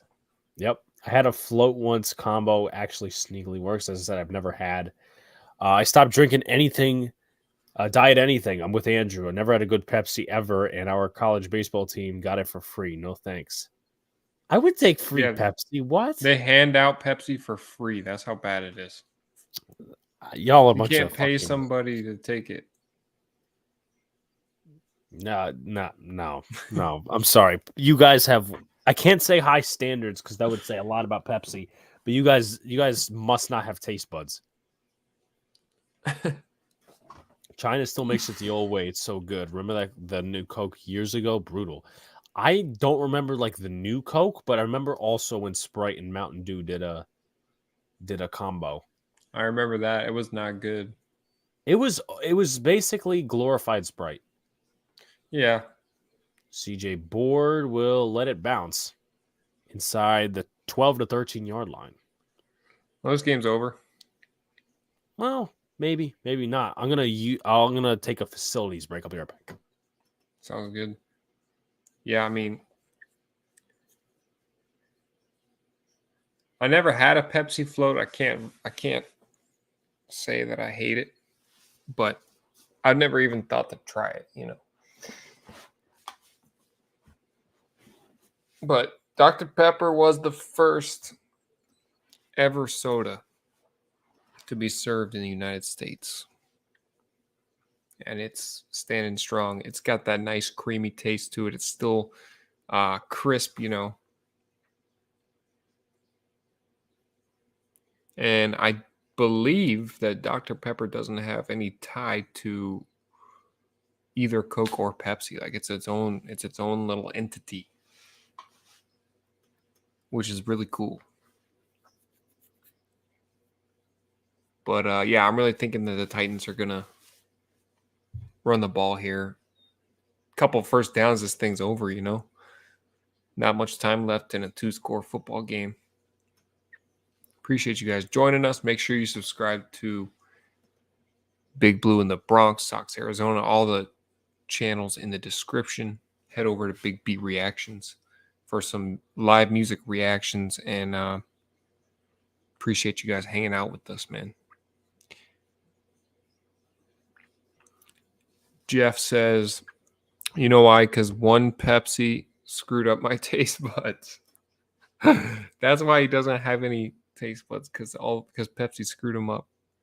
Floats would suck. Dr. Pepper is a close second. Pepsi is down around 30, if that. I don't know about 30, because like I would put Pepsi above Mountain Dew in a heartbeat. Mountain Dew is just, it's not for me. I like Sprite. Sierra Mist, all those are great. And I've known people that like a Sprite float. I do not.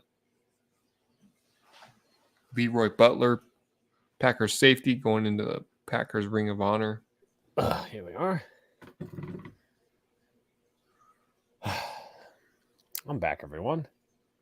You know why? Because Pepsi screwed up my taste buds. Pepsi floats would suck. Dr. Pepper is a close second. To sucking or to being a favorite, Jeff? Pepsi is down around 30, if that. Because you said that we don't have taste buds, and he's like, yeah, because I tried Pepsi once and it burned them all off. That's what Jeff is saying. I still think you guys lack taste buds. Yeah. Give to Henry, and he's got about 7 yards on the carry. Second down. Andrew, you were really good on chat. Yes, Andrew, 30. Mountain Dew is so sweet. No thanks. That's I'm not gonna. I would tell you right now, as much as I love. Thank you, Ethan. Someone agrees with me. Why y'all hating on Pepsi? Because it's garbage. That's why, Ethan. No, it's not garbage. Don't listen to the Red Sox fan. Darnell Savage is injured, by the way, and so is Quay Walker, which is tough for the Green Bay defense. What the fuck was I gonna say? I will say I'll put Mountain Dew below Pepsi. I'll take a Pepsi over Mountain Dew all day. Now, if I was an addict to like Mountain Dew, like some people are, I would have diabetes. That's why sometimes I like when I go to BJ's or whatever, my mom buys me something, whatever. I'll take, because they have usually have deals and stuff. I'll take a big box of Pepsi rather than Mountain Dew because that shit.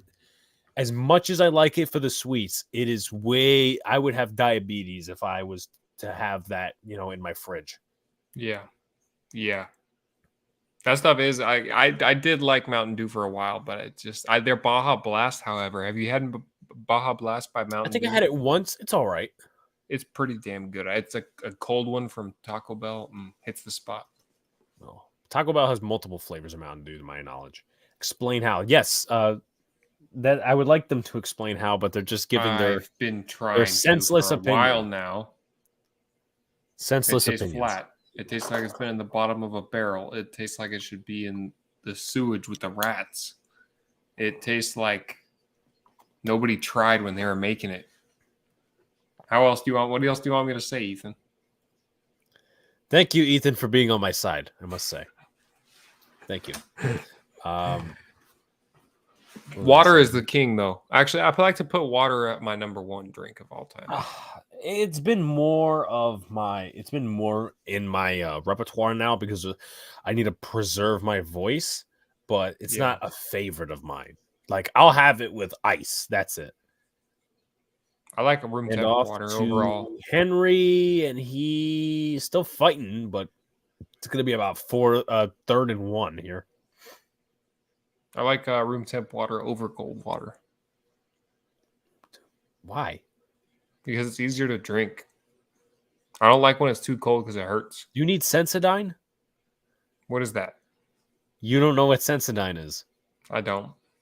It's a toothpaste. Tannehill, 3rd down. He might just run for it, and he gets hit. Nice play by Barnes. Is Tannehill hurt? It looks like he's fine. So it's going to be 4th down. Green Bay will get the ball via punt. But what was I going to say? What was I going off of? Sensodyne. Sensodyne is a toothpaste for sensitive teeth. Okay. No, I don't need Sensodyne, but it hurts the top of my mouth for some reason. Cold water does. Really? It really does. When I'm drinking cold water, it hurts the top of my mouth and I can't drink it. That's quite odd, I must say. Pepsi is not better than Coke. Ethan's fucking dead on right there. Almost blocked. Stonehouse kicks it away. He's going to let it drop. Keyshawn Nixon takes it from the 30. He's going to get across the 35. Get across the 40. Get across the 50. Stiff arm out to the 42. Good return by Keyshawn Nixon. Did you say Ethan's dead on right there? Because he said Pepsi is not better than Coke. Oh, no. Yeah, no. Clip. Now See, he said before while y'all hating on Pepsi. That's why I got the clip. Well, Got because the now card, he but knows why. We were comparing it to Coke. no, I'm sorry. No. What types of water does it matter? Tap for me. Tap for me, obviously in New York, but I'll take a Poland Spring. Deer Park is very rare, if they even make that shit anymore. But like there's some really bad ones, like the Dasani tastes like fucking dog piss. Arrowhead tastes like rust, in my opinion. Tastes like absolute I never garbage. tasted Arrowhead. Oh, it's not good. Sweet, I can't taste unsweetened iced tea. I can't do it. I Can't like do it. it. I like that taste. Not a fan. Not a fan. Okay, so there's also another one. Oh my god. We could still keep going with food and drinks and all that stuff. Favorite songs. Oh boy, you're asking it's a lot because favorite songs by me, it's never one, and it's always by a certain mood I have. Yeah. I mean that's one of the coolest things about music is that's what it can do for you. I don't know. What sticks out to you though? What's one of your favorite songs ever? You want to give me a band, maybe? We're in the same kind of interest in music, so it shouldn't be hard for you to give me a band. What's your favorite Eagles song of all time? Eagles. I'm gonna go basic and say Hotel California, but I don't overplay it a lot. Okay, that's fair. It's as long as you don't overplay it. My favorite Eagles song is Victim of Love. Interesting. I haven't heard that one, but Take It Easy would be a close second. Good call. What's your favorite Pink Floyd song? See, I'm in a phase with them right now, and Yeah. there's many. But some like the first song I listened to listen to that was by them has to be Another Brick in the Wall Part 2. Yeah. I've never thought about that on mine. I think Time probably. The whole Time Dark is- Side of the Moon album. I'm not an Eagles guy. My favorite Eagles song is Lion Eyes. That is a good one. Yeah, Time's pretty good. I like Breathe. Breathe is also Yes. a good one. Shine On You Crazy Diamond. That's one. The first time I saw Roger, he opened with Breathe. It was awesome. I mean, I saw him this year, and he has one basic set list, and he opened with Comfortably Numb. Yeah. We it's the same set list the whole tour. I saw Yeah. it twice. So it'll be 1st and 10 for A-Rod. Of course, the Packers A-Rod, not the A-Rod. If you ever seen the Eagles in concert, you should. It's really good, great band. They're going on tour next year. They are? Yes, they are. Okay. They came to the Garden once, but I don't know why I didn't see them. This is a toss out to Jones. Trying to cut back inside. He's going to gain about 3 or 4. So we second down and medium. Throw me another Appreciate one. you guys hanging out, man. Yes, the food conversations, the hating on the Pepsi for no reason. The It's bands, always always fun with y'all. fun. What's your favorite Led Zeppelin song? And that's my favorite band of all time, right there. Really? Yeah, I got 2 Led Zeppelin tattoos. Okay. Damn. I'd probably say Kashmir. Nice. And this is a I really toss don't. out to Jones. It's gonna be about 3rd down and 3, 3rd down and 4. I really don't know what my favorite Zeppelin song is. I probably can't answer that, but what sticks out to me is Down by the Seaside, the Ocean, which is ironic because they kind of have similar names. Black Dog, Rock and Roll, No Quarter. Okay. 3rd down Give and me a 3. band. Rogers calling out signals. Watson in motion again. Rogers takes the snap. Fires. Just overshot or through the hands of Alan Lazard and 4th down. You have to go for it. Yeah. My favorite Led Zeppelin song is Tangerine. That's my girlfriend's favorite. Which one Led of the Zeppelin Eagles song. passed? You guys are too young for Zeppelin, aren't you? I mean, that's a parental influence, if anything. I grew up playing drums. Come on now. But Glenn Frey is the one who passed away a few years ago. Glenn It was like Frey. 2016. It was in the same month as David Bowie too. They actually gave up, the standing on the corner in Winslow, Arizona. They actually have. That's like an hour from where I live, where I grew up. So I've been there many times. And Rogers looks, he's gonna heave it, and he is nowhere in sight. So tough ask, tough showing. Titans get back to football. They gave Glenn Frey a statue there right next to the other guy once he passed away, which was really cool. I'm 12. I don't even know what Led Zeppelin is. It's an older band. Whoa. As I said, it varies.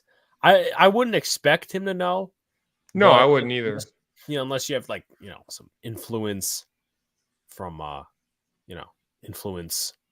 your parents, or just listen to it one day. Ethan, check out, I would say, No Quarter Live by Led Zeppelin and tell us what you think. Throw me another band. Gotta call this play first. All right, so Tannehill takes a snap. He gives it to Henry. Henry is stood up. Second down. How about the Rolling Stones? I think they're the most overrated band of all time. I do Really? like some of their songs. Don't get me wrong. I think I like a lot of their songs. Miss You is cool. Mm-hmm. I think Honky Tonk Women is cool. I think Paint It Black kind of stinks in my opinion. That's my favorite song. Come on. That song's, I respect I humbly respect your opinion, but that song stinks in my opinion. I just don't, I don't know. I don't know. I never really got hooked on it. Trust me, I'm a big music guy, but that song never resonated with me. Miss You is probably my favorite Rolling Stones song. Okay. What about you? Besides Paint It Black. Miss You would be one of them. Okay. Give Me Shelter, maybe. Give Me Shelter's cool. Sympathy for the Devil. Satisfaction's cool. Angie, maybe. I think Angie's kind of all right. Henry runs for about 3-4 yards there, and it's going to be third down. Music back in the 70s and 80s is the best. We need the hat back for socks. What, the backwards? I mean, Socks really doesn't wear his hat backwards. If that's what you're asking backwards. I rock it sometimes. Yeah. It doesn't really look that good though. But my mother met Charlie Watts like a few years ago. That's cool. He gave her a handshake like this. Yeah. Probably. I mean, someone said to her, well, he's a drummer, so what do you expect? But I don't know. No, it's true. I mean, Neil Peart from Rush got really bad with his hands before he died. Yeah. 2 arthritis. Right. Rip. Yeah, rest in peace, man. What's your favorite Rush song? Probably gonna stick around and say, Tom Sawyer, just because. Okay. Mine's YYZ. 5, low snap and a sack. They can't put this game away for shit. Preston Smith with his second sack of the game. That's the instrumental one, right? Yeah, it's the instrumental one. Sox could have casted for The Outsiders. I wasn't a fan of that movie. I don't know what that means because I haven't seen that. Okay, The Outsiders is a movie from like 1983. It was with a couple of folks, Patrick Swayze, Ralph Macchio. But I'm not particularly a fan of that movie just because of the way it was displayed to me. So I know who Sox looks like now. Who's that? Well, he obviously The Outsiders thing. Andrew, you are an old soul. Nice to see. I too think the Stones are way overrated. That. Good point. So they will never blow you away musically. You'll never watch them play and be like, "Wow, that was really cool." You just want to bob your head to it. I guess you could kind of say that. Like, maybe. I haven't seen or maybe Keith Richards a little bit. Yeah, like he's the one that sticks out the most. Yeah, but I could kind of see your point. That's just the reason. I know. It it's part of the art. You don't have to be like, wow. You don't have to be blown away. You just have to be catchy, and that's what they are. They're catchy. I was going to bring up Rush. Saw him 7 times. Neil Peart was best drummer since John Bonham. Buddy Rich. Buddy Rich. Yep. Keyshawn Nixon out to the 19. Yeah, I got to see. I was very lucky enough to see Rush on their R40 tour before, sadly he passed away. Right. Yeah, so Rush, Tom Sawyer, that would be one. What's your favorite Beatles song? Probably because it resonates with me from like childhood. Either Eleanor Rigby or Yellow Submarine. Yeah. But there's like a I ton love of them. there's a ton that resonate from childhood, man. Just ones that stick out to me are 8 Days a Week, Yellow Submarine, and Something. Something's good, yeah. Twist and Shout. Right? We Can Work It Out. Yeah. Catch She by came in Tuggin'. through the bathroom window. Haven't heard that one. You got to check out She Came In Through the Bathroom Window. So 2nd down and short. Let's see what the Packers do here. Rodgers takes the snap, throws it to Lazard. Is it counted as a catch or a drop? It's a drop. That's a drop. Good tough call. Night, kind of. He said it was okay. Well, thank you for taking our advice and actually listening, because some people would just say, yeah, thank you, Ethan. But we appreciate your opinion. Man. So it counts as an incompletion. 3rd down and 1. Yeah, Zeppelin had such a big influence on me, man. Sock's favorite Ozzy song. That's cool. I got to see Ozzy twice with Black Sabbath, which was, I'm very lucky to be able to say that. And I'll let Alex call this play. 3rd down and 1. Play clock winding down. Can't afford to use a timeout. Rodgers looks. He fires. Comeback route. Catch. 1st down. Christian Watson. Favorite Ozzy solo songs are probably going to be Mama, I'm Coming Home and No More Tears. Favorite Sabbath song? The Wizard, Sweet Leaf, War Pigs. War Pigs and Paranoid do it for me. Yeah. 1st down and 10. Rodgers takes the snap. Fires it to Jones. And he doesn't get much there. I'm a huge Sabbath fan. I love them. Van Halen was my favorite 8 times, 3 times in the front row. Paid $100. It was expensive back then. What a show. Both Hagar and Lee Roth were good. Flip a coin. Yeah. I will say, I think David Lee Roth is bottom tier. Sammy Hagar's at least he's my favorite Van Halen singer for sure. Wow. I mean, you're not the only one. I mean, my dad hates him. He hates stinks. David Lee Roth. He hates David Lee Roth. He also hates Gene Simmons. Yeah, I mean, they kind of stink too. He also hates John Anderson. John Anderson from yes. From don't tell me. Yes. I literally just gave it to you. Yes. Oh, from Yes. Okay, yes, from Yes. I was literally saying it the whole time. Yeah. Okay, no, I was thinking Jethro Tull for some reason. I think John Anderson was in Jethro Tull as well, actually. I don't think so. You don't think so? Okay.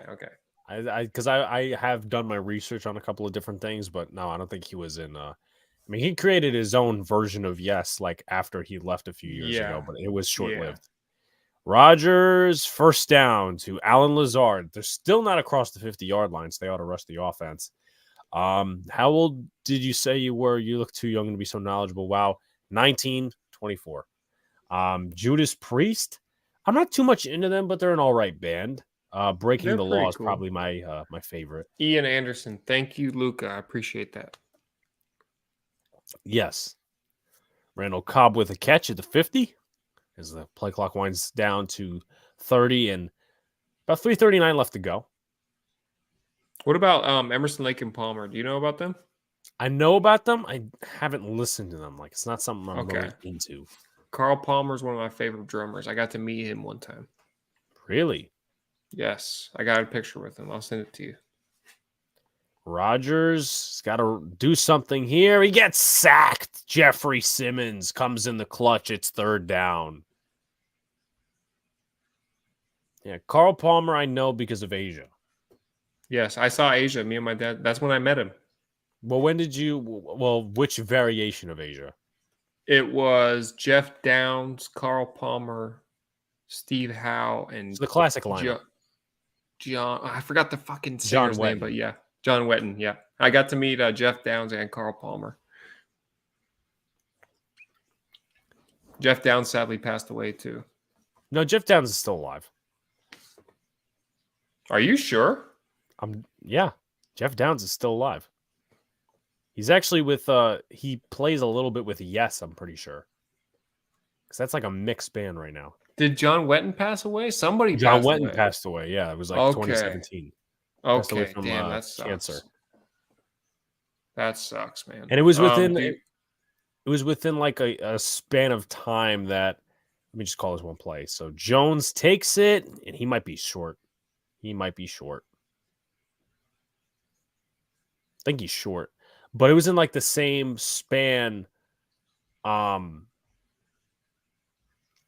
was in the same like few months span as Greg Lake. And I know both of them, or at least both of them, were a part of what do you call it? What's that one fucking band? It wasn't Jethro Tull. No. King Crimson. They were part of King Crimson. So it was like in the span, both of them guys, passed away. And then obviously Palmer's the only one alive. Keith Emerson passed away a few years ago. Question for Sox. Do you like Queen? I do like Queen. They're really, I don't think they're overrated at all. Titans actually. ball. Okay, nice. Yeah, I like Queen. I saw them with Adam Lambert a few years ago, and it was awesome. It was cool. Obviously, not the same, and he had the wherewithal to get up there and say, don't compare me to Freddie. I don't want that at all. They called me. I don't like Adam Lambert. I'm sorry. Like, I've seen some videos. I would rather, now Paul Rogers is no Freddie Mercury, but I'm sorry. I would take Paul Rogers. Like, I agree. I agree. I mean, as stupid as it sounds, I would pick off like one or two guys that are in Queen tribute bands rather than Adam Lambert. And I know they're probably trying to stray away from the fact we're not trying to get another Freddie Mercury guy, but there's a guy called Mark Martel from Queen Extravaganza who sounds a lot like Freddie Mercury. But once again, they're trying to stray away from having a Freddie like. This may be a hot take, and I'll let you call this play real fast. Tannehill, they're passing, so they're going downfield. It's caught by Burks. Burks down inside the 10 to the 5, and they probably just put the ice in the game. This might be a hot take. There's 2 reasons that Adam Lambert is the singer of Queen. 3. Number 1, first of all, he was a lifelong Queen fan, and once he got famous, it was almost destined to be. Number 2, they like his personality. It was very fitting for the role, I shall say. He's flamboyant as hell. Number 3, the dude's already famous. They want to make money. They want Queen to go on forever. That's the 3 main reasons. Yeah. Yes, Judas Priest, great call, and he came out gay. So what? Great entertainer. ELP was great as well. Andrew, you are real knowledgeable. My man, music is my life. Head over to Big Beat Reactions. I'm telling you, we'll have a lot of fun over there. So I think Green Bay may have called a timeout. They have no timeouts left, so you could really just run the clock out. 3 hours, 2 minutes. Rodgers looks like he's high. He's taking perks again. Oh, man. So you can literally just probably kneel, maybe run for one play, kneel it out, do something along those lines. But good effort by the Titans tonight. We both lost our picks. I'm enjoying the chat and not paying attention to the game. Nice change. Yeah, listen, I mean, we're always doing this stuff, whether it'd be a game line. Now, we usually stick to the script on Boys in the Big Apple because, it's a 3-hour, 4-hour show, and we have a ton of guys that need to get opinions on. But like game live streams, Dead Red live streams, that's where we love to incorporate the chat. And we always incorporate the chat on Boys in Big Apple, but I'm just saying, we can go off script a little bit more with game live streams and, these type of things. So it's a nice shakeup. It's like, yeah, we really will get into anything on this Dead Red podcast, which is awesome. We didn't really expect that. I didn't expect that. But we're going into food, places we want to go, all this stuff. It's a nice it's Big Beat Reactions. Big Beat Reactions. Also, I have it in the description. So if you want to go check it out, I believe I have it in the description along with a couple other channels as well. So it's second and goal. They're just going to kneel it out. But at this point, final score 27-17. Ryan Tannehill with 333 yards, 2 touchdowns, a pick. Aaron Rodgers, 2 touchdowns tonight, but not enough to get it done. Really just an inept Packer offense today. Derrick Henry didn't even reach 100 yards, but from scrimmage he did. So, Sox, you lost that on your pick there. And obviously they're watching for all these games that are happening on Thanksgiving. Yes, ELO is pretty good as well. I mean, a friend of mine got to see them, but they have like 2 original members, Jeff Lynn and the keyboard player. Yeah, they're good. I like them. They're looking at chickens for some reason, and so what's that your will favorite do it. band? What's your favorite band of all time? So one of the first bands I was introduced to was Queen. Combine that with the Beatles, then later on AC/DC. Pink Floyd has definitely emerged as a top one, so I can't say I have a top one, but different variations. Yeah, Pink Floyd kind of emerged for me too. They kind of just rose up out of the ashes and become one of my favorite bands ever. Yeah, definitely. So I think that'll do it for us tonight. Awesome chat. Awesome. I don't think it even explains it. Food, Coke is better than Pepsi when it's really not. It is. It's not. But appreciate the chat. Also, the music discussion was pretty cool too. Thank you for everybody who was asking the questions. Like, comment, subscribe to all the channels in the description. Sox Arizona, Big Blue in the Bronx. Also, Big Beat Reactions as well. Slow Sports Night. Yeah, I mean, not a ton of not a ton of news. Obviously, Aaron Judge, congrats on the MVP. Tonight obviously was a very low offensive game at some points, but heated up at others as well. Nice chatting with you both. Appreciate. Good night. Favorite band was AC/DC and 38 Special. AC/DC, obviously. I haven't listened to 38 Special, but like, comment, subscribe, do all the good stuff.